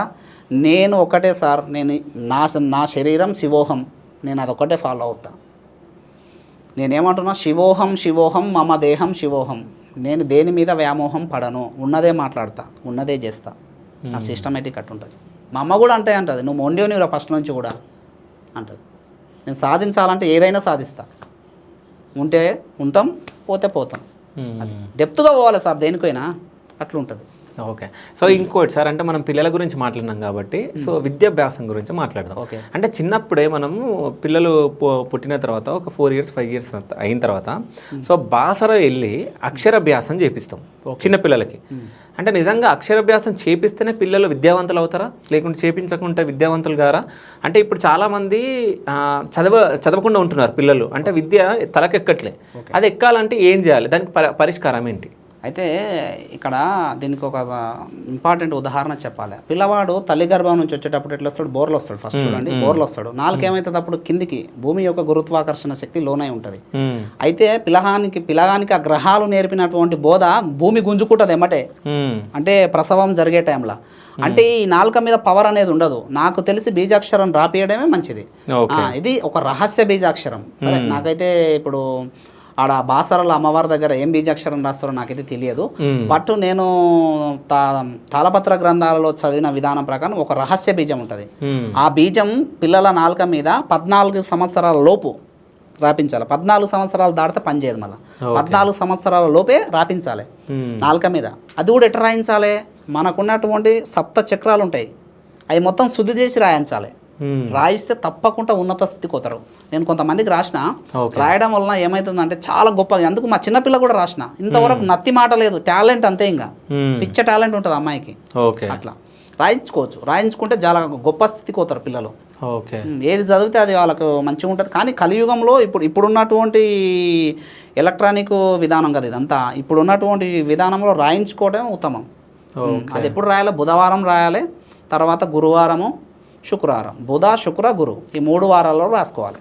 రాసుకుంటే మంచిది. నాలుక మీద బీజాక్షరం రాయించడము, గోరోజనము, తర్వాత తేనె, ఈ 2 కలిపి రాయాలి. రహస్య బీజాక్షరం నిష్ణాతులైనటువంటి గురువు ద్వారా రాయించుకోవాలి. 100% సూపర్ ఉంటుంది ఆ పిల్లలకు. చెప్పినట్టు వింటారు, మొండితనం పోతుంది, ఎడ్యుకేషన్ మీద ఇంట్రెస్ట్ పెడతారు. అట్లా చూసుకోవాలి. అది మంచి ప్రశ్న, ఇది తప్పించుకోవచ్చు. సో ఇంకొకటి అంటే చాలామంది గవర్నమెంట్ జాబ్స్ గురించి ట్రై చేస్తూ ఉంటారు, బట్ వాళ్ళకి జాబులు రావు, ఎంత ట్రై చేసినా జాబ్ రాదు. కొంతమంది ఏమో విదేశాలకు వెళ్ళాలనుకుంటారు, ఆ వీసా రిజెక్ట్ అవుతూ ఉంటుంది, విదేశాలకు వెళ్ళాలనగానే వెళ్ళలేకపోతారు. అంటే ఈ ఉద్యోగం రావాలన్నా, ఈ విదేశాలకు వెళ్ళాలన్నా అని సో అంటే వాళ్ళు అంటే ఎట్లాంటి పూజలు చేస్తే వీళ్ళకు పరిష్కారం లభిస్తుంది? ఫస్ట్ విదేశాలకు వెళ్ళాలంటే ఫస్ట్ విమానాల మీద ప్రయాణం, అంటే ఇది విదేశీయానం జరగాలంటే, విదేశీలో నువ్వు సక్సెస్మెంట్ జరగాలంటే, నీకు వీసా రావాలన్నా ఫస్ట్ దీనికి అన్నిటికీ కారకుడు అంటే రాజ వైభవం అంటారు దీనికి. అంటే ఉన్నతమైనటువంటి స్థితి కదా. విదేశాలకు వెళ్ళాలంటే మామూలు విషయం కాదు కదా. రాహువును ప్రసన్నం చేసుకోవాలి ఫస్ట్, రాహు గ్రహాన్ని. అంటే రాజయోగానికి సంబంధించింది నువ్వు చెప్పేది. ఈ రాహువును ప్రసన్నం చేసుకోవాలి ఫస్ట్. రాహు గ్రహాన్ని ప్రసన్నం చేసుకుంటే తప్పకుండా విదేశీయానం ప్రయత్నాలు మొత్తం సక్సెస్ అవుతాయి, 100% అయితే. రాహువును ప్రతిరోజు 1000 సార్లు స్మరించండి. రాహు గ్రహం యొక్క మూలమంత్రం రామ్ రాహవే నమః, ఇంతకుముందు కూడా చెప్పిన వీడియోలో ఈ మంత్రాన్ని 1000 సార్లు ఎక్కడ ఉండి జపించాలి, నైరుతి దిశలో మళ్ళీ జపించండి. నైరుతి దిశలో రాహు ఉంటాడు కాబట్టి నైరుతి దిశకు మళ్ళీ రాహు మంత్రం చేయండి. ఈ రాహు విదేశయాన ప్రయాణాలకు ముఖ్య గ్రహం ఇది. తర్వాత అక్కడ సమస్యలు వస్తుంటాయి పోయిన తర్వాత, అప్పుడు ఏం చేయాలి, అక్కడ పోయిన తర్వాత సమస్యలు వస్తే కేతు గ్రహాన్ని ప్రసన్నం చేసుకోవాలి. కేతు ఏంటంటే మోక్షకారక, అంటే మన ఇబ్బందులను మొత్తం కూడా సరిచేసే గ్రహం కదా కేతు. అప్పుడు కేతును సరి చేసుకోవాలి. ఇప్పుడు పోవడానికేమో రాహు, అక్కడ పోయిన తర్వాత జాబు స్థిరంగా ఉండాలంటే ఏం చేయాలంటే కేతు గ్రహాన్ని ప్రసన్నం చేసుకోవాలి. ఇబ్బందులు లేకుండా జరగాలంటే, జాబు సకాలంలో రావాలంటే కేతు గ్రహాన్ని ప్రసన్నం చేసుకోవాలి. తర్వాత మీరు ఇంకోటి అడిగారు, గవర్నమెంట్ జాబు అన్నారు. గవర్నమెంట్ జాబు కారకుడు సూర్యుడు. ప్రతినిత్యము సూర్యునికి అర్ఘ్యం ఇవ్వండి. ఒక రావి చెమ్ములో నీళ్ళు తీసుకొని ఒక బెల్లం ముక్క వేయండి, ఒక మందార పుష్పం వేయండి, అందులో అర్ఘ్యం ఇవ్వండి. ఓం గురుని సూర్యాయ నమః, ఓం గురుని సూర్యాయ నమః అని అర్ఘ్యం ఇవ్వండి. అర్ఘ్యం ఇచ్చి ఇదే మంత్రాన్ని 108 సార్లు చేయండి. చేసి స్వామి ఒకటే కోరిక కోరండి, స్వామి నాకు గవర్నమెంట్ జాబ్ వచ్చేటట్టు ఆశీర్వదించండి కోరాలి. తర్వాత అమ్మవారికి సంబంధించిన ఒక మంత్రం, ఓం రాజరాజేశ్వరి రాజ్యదాయిని రాజ్యవల్లభాయై నమో నమః. ఈ మంత్రం కూడా 108 సార్లు చేసుకోండి ప్రతినిత్యం. 100% గవర్నమెంట్ జాబ్ వస్తుంది. చేయాలి ఒక 108 రోజులు. చేయంగానే 20 రోజులకి రమ్మంటే రాదు. కొంతమంది యోగం ఉన్నోనికి తొందర వస్తుంది. ఎక్కువ కర్మలు చేయకుండా పుణ్యకర్మలు ఎక్కువ చేస్తుంటాడు చూసినావా, వానికి తొందర సిద్ధిస్తుంది. ఎక్కువ పాపకర్మ ఉన్నోనికి కొంచెం లేటుగా సిద్ధిస్తుంది ఆ కోరిక అనేది. ఆపొద్దు, చేస్తూనే ఉండాలి, తప్పకుండా రిజల్ట్ ఉంటుంది. వచ్చినాయి కూడా చాలామంది కూడా. నాకు కామెంట్ పెట్టారు కదా వచ్చిన ఈ చెప్పిన వాళ్ళకు. ఓకే. అట్లా ఈ విధంగా చేసుకోవాలి. అంటే సూర్యుని తర్వాత ఇప్పుడు అమ్మవారి లలితాదేవి మంత్రం ఇది. ఓకే. ఈ 2 మంత్రాలు చేసుకుంటే తప్పకుండా గవర్నమెంట్ జాబ్ వస్తుంది. తర్వాత నానబెట్టినటువంటి మన గోధుమలు ఆవుకు తినిపించండి. ఇంకోటి గవర్నమెంట్ జాబులు రావాలన్నా ఉన్నతమైనటువంటి స్థితికి రావాలన్నా ఇంకో క్రియ కూడా ఉంది. తల్లిదండ్రులకు రోజు ఒక 27 ప్రదక్షిణలు చేయాలి ప్రతి పిల్లవాడు. తల్లిని తండ్రిని నిలబెట్టి అలా పాదాలకు నమస్కరించి 27 ప్రదక్షిణలు చేయాలి. ఓకే. ఓకేనా? చేసేటప్పుడు పంచాక్షరి మంత్రం చదువు. నమఃశివాయ నమఃశివాయ నమఃశివ 2 మంత్రాలు చదవాలి. నమఃశివాయ శ్రీమాత్రే నమః, నమఃశివాయ శ్రీమాత్రే నమః. ఈ బ్రహ్మాండానికి మొత్తం తల్లిదండ్రులు ఎవరు? పార్వతి పరమేశ్వరులే కదా. ఆ స్వరూపంగా మీ తల్లిదండ్రులను భావించి ప్రదక్షిణ చేయి. ఇక్కడ మీ తండ్రి అంటే ఈశ్వరుడు అనుకో, తల్లి అంటే పార్వతీదేవి అనుకో, చెయ్యి. ఈ బ్రహ్మాండానికి మొత్తం వాళ్ళే తల్లిదండ్రులు కాబట్టి నమఃశివాయ శ్రీమాత్రే నమః అనుకుంటే చెయ్యి 27 ప్రదక్షిణలు చేసి నువ్వు ఎగ్జామ్ కానీ ఇంటర్వ్యూలో కానీ పోయావు. ఎందుకు సక్సెస్ కదా చూద్దాం. 100% సక్సెస్ అవుతుంది. మన చేతుల్లోనే ఉంది అంతా, జీవితం మొత్తం చేసుకోవాలి. సో అది చేయడానికి కూడా చాలా మంది వల్లబద్ధకం ఉంటుంది నిజం చెప్పాలి.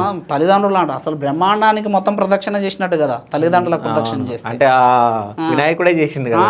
వాళ్ళు చేసారు గొప్పలు, నువ్వు కూడా చేయి. కానీ కలియుగంలో చేస్తారా? వ్యామోహం. ఇంకో విషయం తెలుసా? ఎవరైతే నిత్యం తల్లిదండ్రులకు ప్రదక్షిణ చేస్తారో వాళ్ళకు పితృదోషంగా వచ్చేటువంటి కొన్ని చెడు బుద్ధులు ఉంటాయి. పితృకారకంగా వచ్చేటువంటి ఆ చెడు బుద్ధులు కూడా హరించిపోతాయి. తాగుడుకు బానిసై, ఈ స్మోకింగ్ బానిసై ఉంటారు కొంతమంది. వాళ్ళు కూడా తల్లిదండ్రులకి ప్రదక్షిణ చేయాలి. వాళ్ళు దూడ్చాలి రాత ఫస్ట్. అయితే గవర్నమెంట్ జాబ్ రావడానికి ఇది ఏంది? ఫస్ట్ సూర్యునికి అర్ఘ్యం ఇవ్వాలి, సూర్య నమస్కారం చేసుకోవాలి, లలితాదేవి మంత్రం చెప్పిన ఇంతకుముందు ఆ మంత్రం చేసుకోవాలి.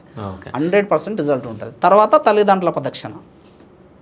డన్. సో ఇంకో క్వశ్చన్ ఏంటంటే చాలామంది బిజినెస్లు పెట్టి చాలా లాస్ అవుతూ ఉంటుంది.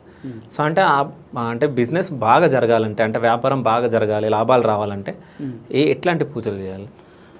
ఫస్ట్ ఆఫ్ ఆల్ లాభాలు బాగా రావాలంటే ఫస్ట్ ఆఫ్ ఆల్ ఒక శివలింగ ఆరాధన గురించి ఉంటుంది, ఒక తాంత్రిక క్రియ కూడా ఉంటుంది. 2 చెప్తా. తాంత్రిక ఫస్ట్ చేయాల్సినటువంటి తాంత్రిక క్రియ ఏంటంటే ఒక గాజు బౌల్ తీసుకోండి. ఆ గాజు బౌల్ను ముందే మంచిగా శుద్ధి చేయండి, కడగండి మంచిగా. చేసిన తర్వాత దానిలో కొన్ని వాటర్ పోయండి. వాటర్ పోసిన తర్వాత 11 గోమతి చక్రాలు వేయండి. అందులో 11 గోమతి చక్రాలు వేసిన తర్వాత మనకు అత్తరం దొరుకుతుంది షాప్లో. ఒక 5 అత్తర చుక్కలు కూడా వేయండి. దాంట్లో ఒక గులాబీ పువ్వు పెట్టండి, రెడ్ కలర్ పువ్వు పెట్టండి. అది ఈశాన్య మూలలో పెట్టండి. ఇది చేస్తున్నప్పుడు ఏం చేయాలో తెలుసా? ఓం సురభ్యై నమః అనే మంత్రమే చదవాలి. మళ్ళా సురభి అంటే ఎవరో కాదు, గోమాత. అందరు దేవుళ్ళు అందులోనే ఉంటారు, గోవుల్నే. అందుకని ఓం సురభ్యై నమః అనుకుంటా ఈ తాంత్రిక క్రియ చేయాలి. ఆడబెట్టండి. ఏం చేయాలి? ఈ రోజు పెడతావు ఇట్లా నేను చెప్పినట్టు పెట్టి మళ్ళీ తెల్లారి నీళ్ళు ఏం చేయాలి? ఆ షాపులో చల్లాలి, మొత్తం అన్ని మూలలో చల్లాలి. నెత్తి మీద కూడా చల్లుకోండి. అట్లా చేస్తే వ్యాపారం బాగుంటుంది తాంత్రికకి. నెక్స్ట్ ఇంకోటి ఏంది?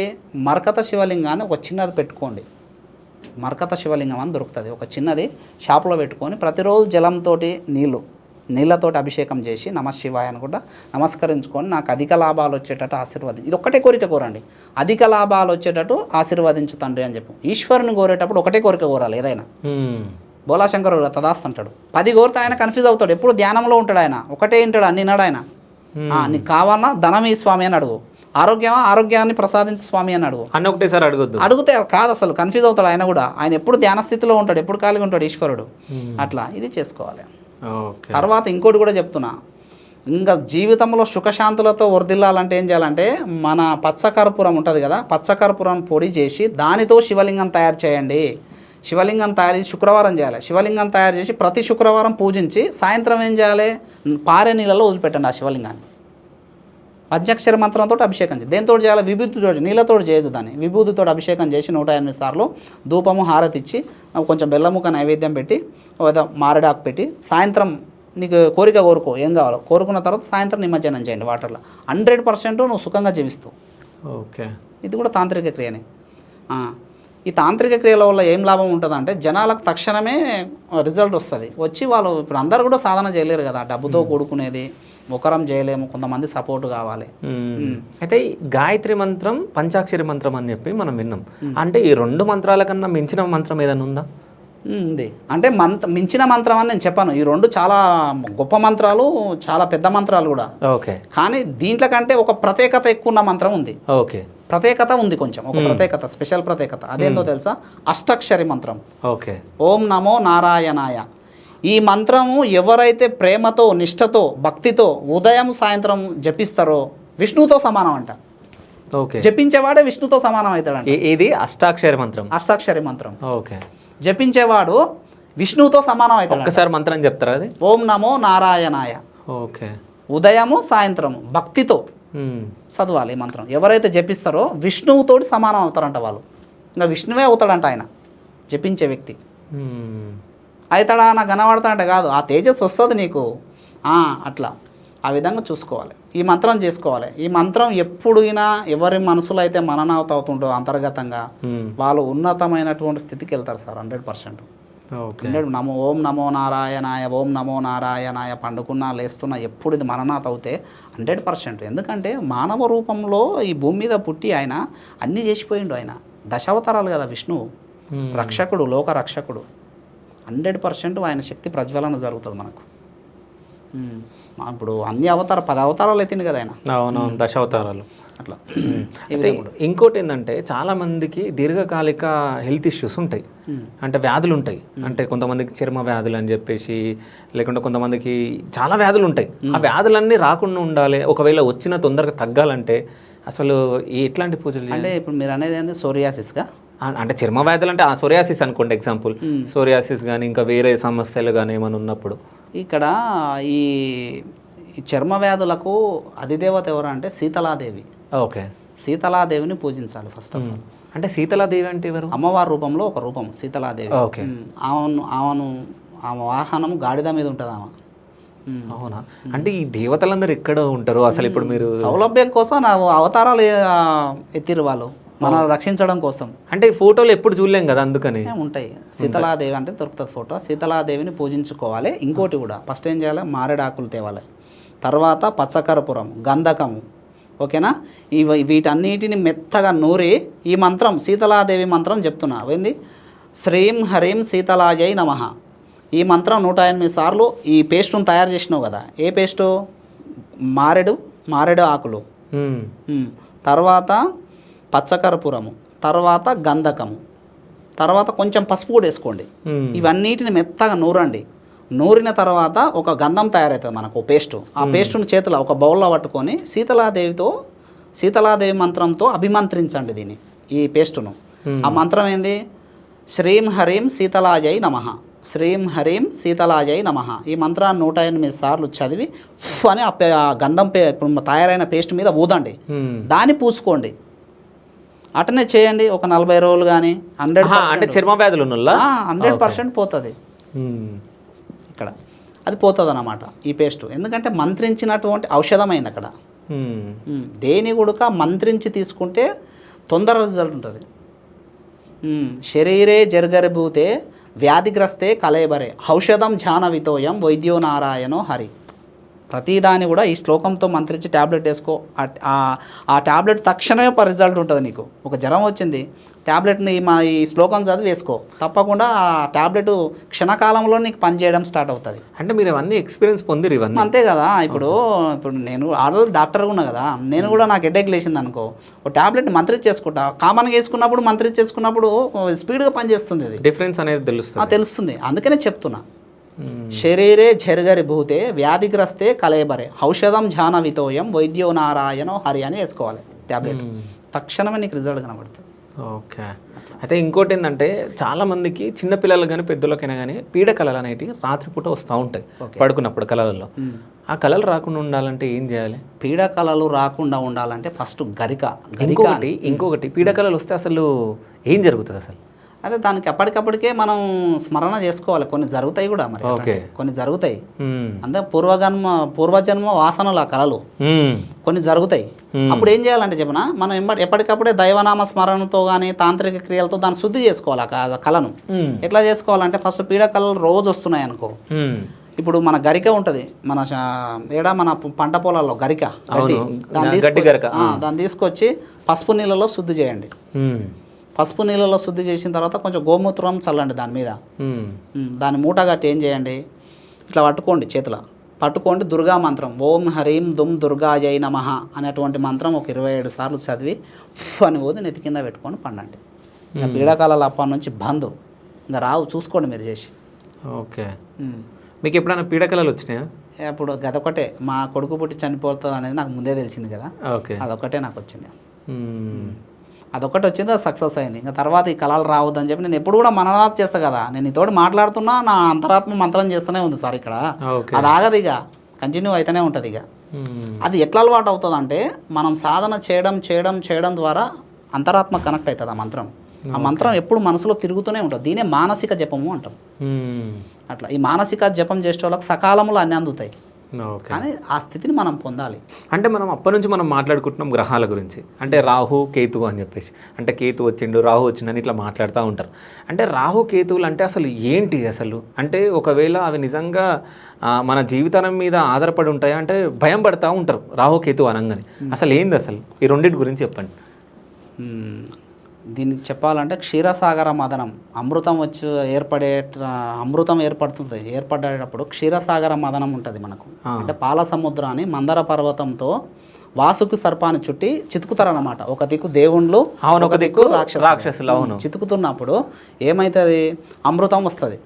అంత కొన్ని లక్ష్మి తర్వాత చంద్రుడు వీళ్ళందరూ ఆవిర్భావం జరిగిన తర్వాత లాస్ట్కు ధన్వంతరి తర్వాత అమృతం వస్తుంది. వచ్చిన తర్వాత ఈ అమృతాన్ని ఏం చేయాలి, శ్రీ మహావిష్ణువు ఏం చేస్తాడు, ఈ అమృతాన్ని రాక్షసులకు పోయకూడదు. రాక్షసులకు పోస్తే వీళ్ళకు మరణం అనేది ఉండదు. ఇది దేవుళ్ళకే దక్కాలని మోహిని రూపం దాల్స్తాడు ఆయన. మాయా రూపం, మోహిని రూపం దాల్చి దేవుళ్ళకు ముందే చెప్తాడు. రక్షణకర్త కదైనా, రక్షించాలి కదా. దేవుళ్ళకు ముందే చెప్పి మీరు ఒక వర్గమై కూర్చోండి, వీళ్ళు ఒక వర్గమై కూర్చుంటారు. నేను మోహిని రూపంలో వచ్చి ఈ అమృతాన్ని పంచుతా, ఇద్దరికి పంచాలి కదా, పంచుతా. అసలైన అమృతం ఏమో దేవుళ్ళకు పంచుతుంటాడు, కొంచెం డమ్మి అమృతాన్ని సృష్టించి అది రాక్షసులకు పంచుతుంటాడు. ఎవరు? విష్ణువు మాయ మోహిని రూపంలో ఇట్లా పంచుతున్నప్పుడు శుక్రుని సలహా మేరకు రాహువుకు తెలిసిపోతుంది ఇది. ఓహో, మాయ రూపంలో వచ్చింది ఈ మోహిని ఎవరో కాదు, ఈయన విష్ణువే.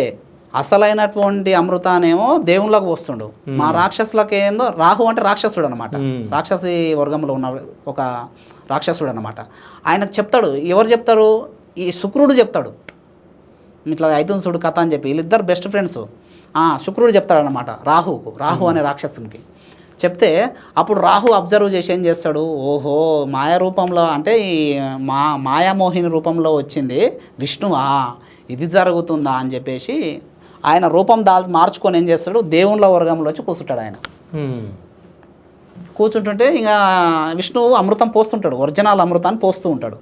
పోస్తున్న ఒక చుక్క ఆల్రెడీ తాగుతాడు ఈయన. ఎవరు? రాహు. తాగిన తర్వాత సూర్యచంద్రులు చూసి స్వామి ఈడు రాక్షసుడు మాయ రూపంలో వచ్చి మన దాంట్లో కూర్చొని అమృతం తాగుతున్నాడని సూర్యచంద్రులు చెప్తారు. చెప్పటాలకే విష్ణు అసలు రూపం దాల్చి సుదర్శన చక్రాన్ని వదులుతాడు. వదిలితే శిరస్సు ఖండించబడుతుంది. ఎవరిది? రాహుది. శిరస్సు తెగి అక్కడ పడుతుంది, మొండెం ఇక్కడ పడుతుంది. ఇంకా మొండెము ఈ తల రెండు ఎప్పుడు కదులుతూ ఉంటాయి, మరణం పొందవు. ఈ అమ్మ ఏం చేయాలబ్బా, ఈ మరణం పొందలేవు, ఏం జరిగిందబ్బా అని ఆలోచన చేసి ఈశ్వరుని కాడికి అడుగుతాడు, సలహా అడుగుతాడు విష్ణువు.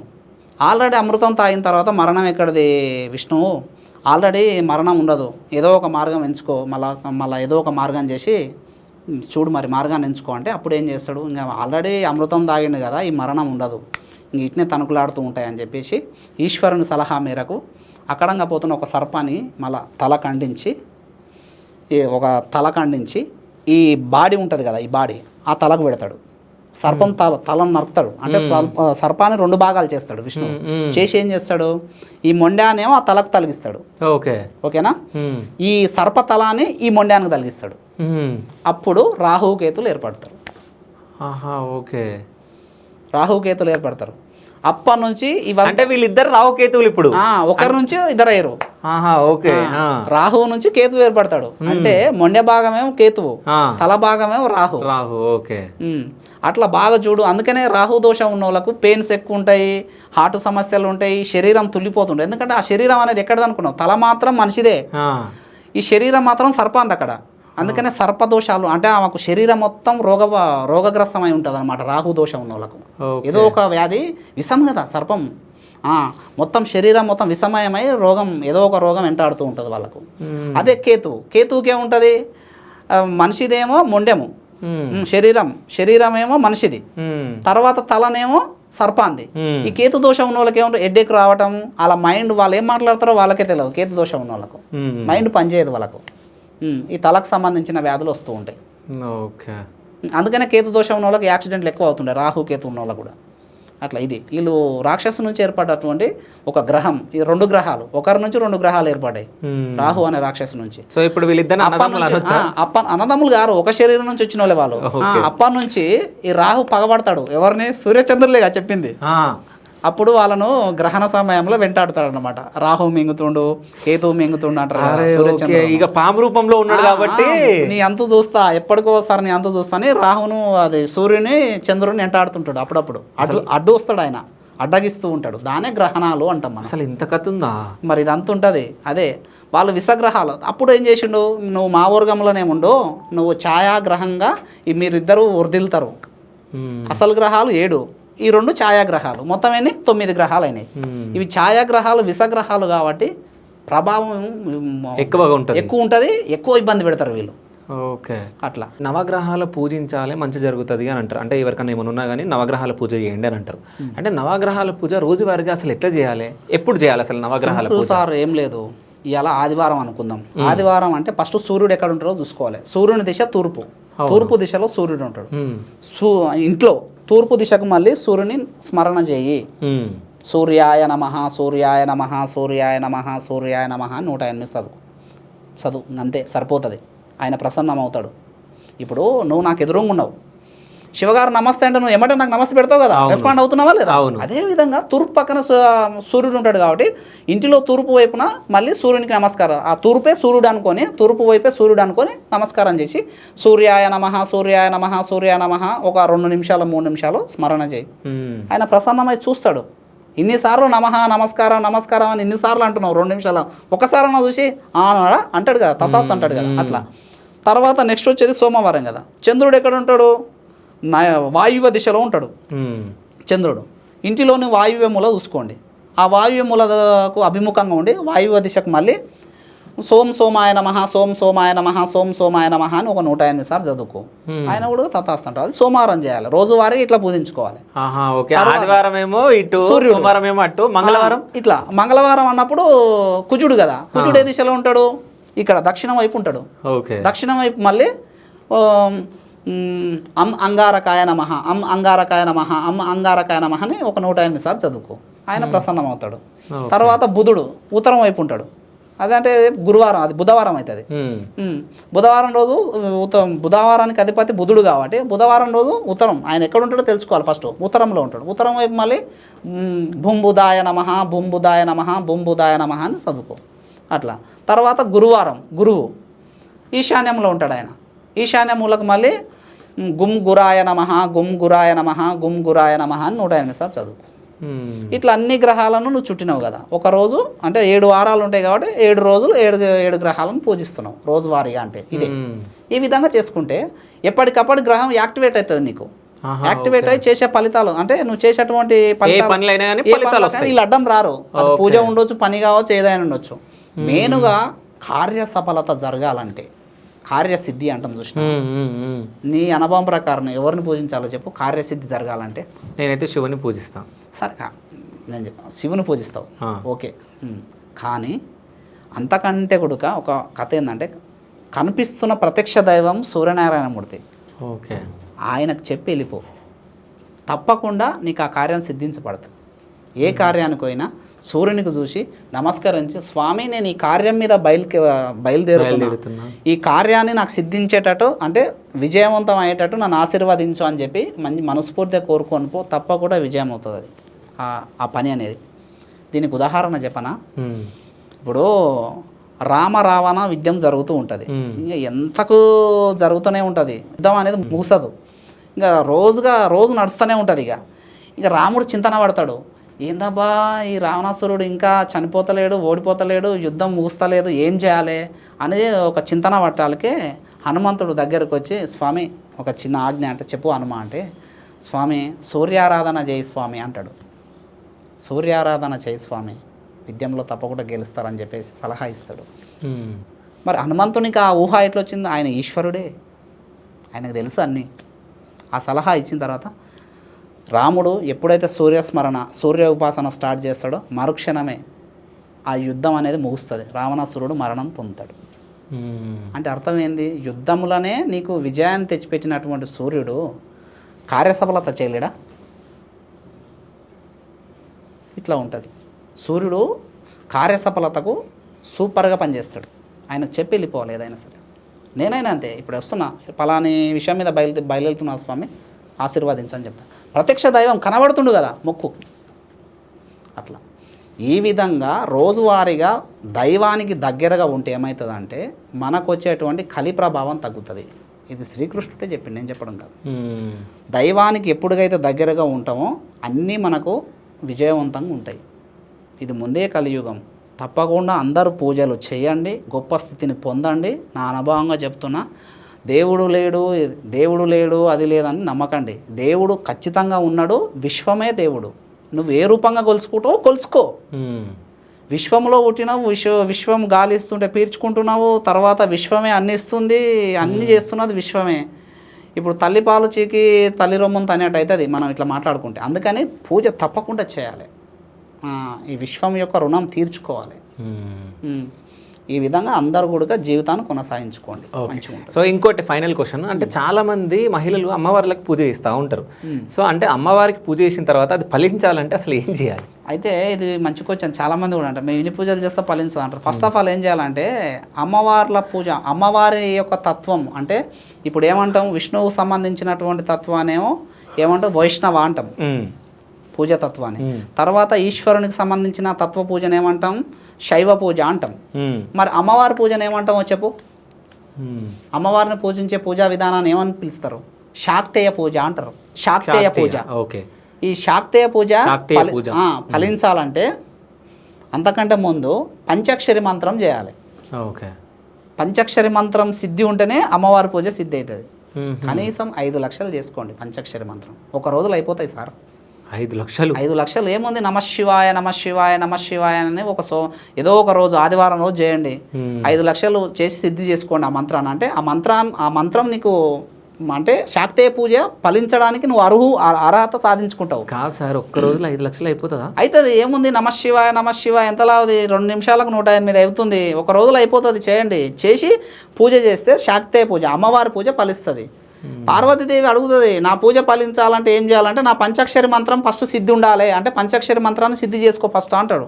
అసలు యాక్చువల్గా సంపూర్ణమైనటువంటి గురువు పంచాక్షరి మంత్రాన్ని 33 లక్షలు చేయాలి. మరి నేను చేసిన 33 లక్షలు చేస్తేనే యంత్రం రాయడానికి కానీ తంత్రం చెప్పడానికి కానీ తర్వాత మంత్రం వేయడానికి నాకు అర్హత వస్తుంది. ఇప్పుడు అమ్మవారి మంత్రాలు కూడా ఇవ్వాల్సి వస్తుంది కదా. మరి ఈ మంత్రం నాకు సిద్ధి లేకుంటే నేను మంత్రం ఎట్లా ఇస్తా? శాక్తేయ మంత్రం అంటారు అమ్మవారి మంత్రాన్ని. ఆ మంత్రం ఇవ్వాలంటే నేను ఈ మంత్రం నాకు సిద్ధి ఉంటేనే ఇవ్వాలి. అమ్మవారి మంత్రం ఇచ్చేటప్పుడు నేనే స్మరించాలి. ఫస్ట్ నమశివాయ అని ఒక 108 సార్లు మంత్రం నేను మనసులో అనుకొని మంత్రం ఉపదేశం చేయాలి యాక్చువల్గా. అందుకనే శాక్తేయ పూజలు, శాక్తేయ జపాలు అంటే అమ్మవారి యొక్క పూజలు ఫలించాలంటే ఫస్ట్ పంచాక్షరి మంత్రాన్ని 5 లక్షలు చేసుకోండి. అప్పటి నుంచి చూడండి, మలతెల్లారి 5 లక్షలు చదివిన తర్వాత మలతెల్లారి పూజ చేయండి. నీకు ఫలించే అనుభూతి కలుగుతుంది. ఆ పూజలో అనుభూతి నీకు కనబడుతుంది 100%. అట్లా. ఎందుకంటే ప్రతి మంత్రం కూడా ఈశ్వరాధీనంలో, శివుని ఆధీనంలో ఉంటుంది. ఆయన పర్మిషన్ ఉండాల్సిందే. అట్లా. అందుకనే శాక్తేయ పూజ ఫలించాలంటే పంచాక్షరి మంత్రం ఫస్ట్ చేయి. ఓకే, అప్పుడు ఫలిస్తుంది. సో అందరు పంచాక్షరి మంత్రం చేసిన తర్వాతనే అమ్మవారి పూజలు చేస్తే ఫలిస్తాయి అని చెప్పేసి అంటున్నారు. అమ్మవారి పూజ ఏదైనా సరే. అదే విష్ణువు పూజ అంటే అవసరం లేదు, ఎందుకంటే అది వేరే ప్రాసెస్. మళ్ళీ ఇప్పుడు ఈ విష్ణువు ఈశ్వరుడు వేరువేరు కాదు. శరీరము, ఇప్పుడు నీ శరీరం శివ అనే శరీరం అనుకో, నీలో ఉన్న ప్రాణశక్తి ఎవరు? విష్ణువే. అక్కడ వాళ్ళిద్దరు ఒకటిగా వేరువేరుగా చూడకూడదు. వాళ్ళిద్దరు ఒకటే కాబట్టి ఆడ మనం స్టెప్ చేయలేదు. ఈడ ఏమవుతుందంటే శాక్తేయ పూజ అమ్మవారి తత్వం కాబట్టి పంచాక్షర మంత్రంతో పర్మిషన్ తీసుకో ఫస్ట్. అట్లా అప్పుడు పూజిస్తుంది. ఫలితం, పూజ అనేది ఫలితంగా ఉంటుంది. సో మొత్తానికి పంచాక్షరి మంత్రం అయితే చేసుకోండి అని చెప్పేసి చెప్తున్నారు. So thank you so much sir. అంటే మీరు వచ్చినప్పుడల్లా కొత్త కొత్త విషయాలు మేము తెలుసుకుంటూ ఉంటాం. So thank you so much. Thank you.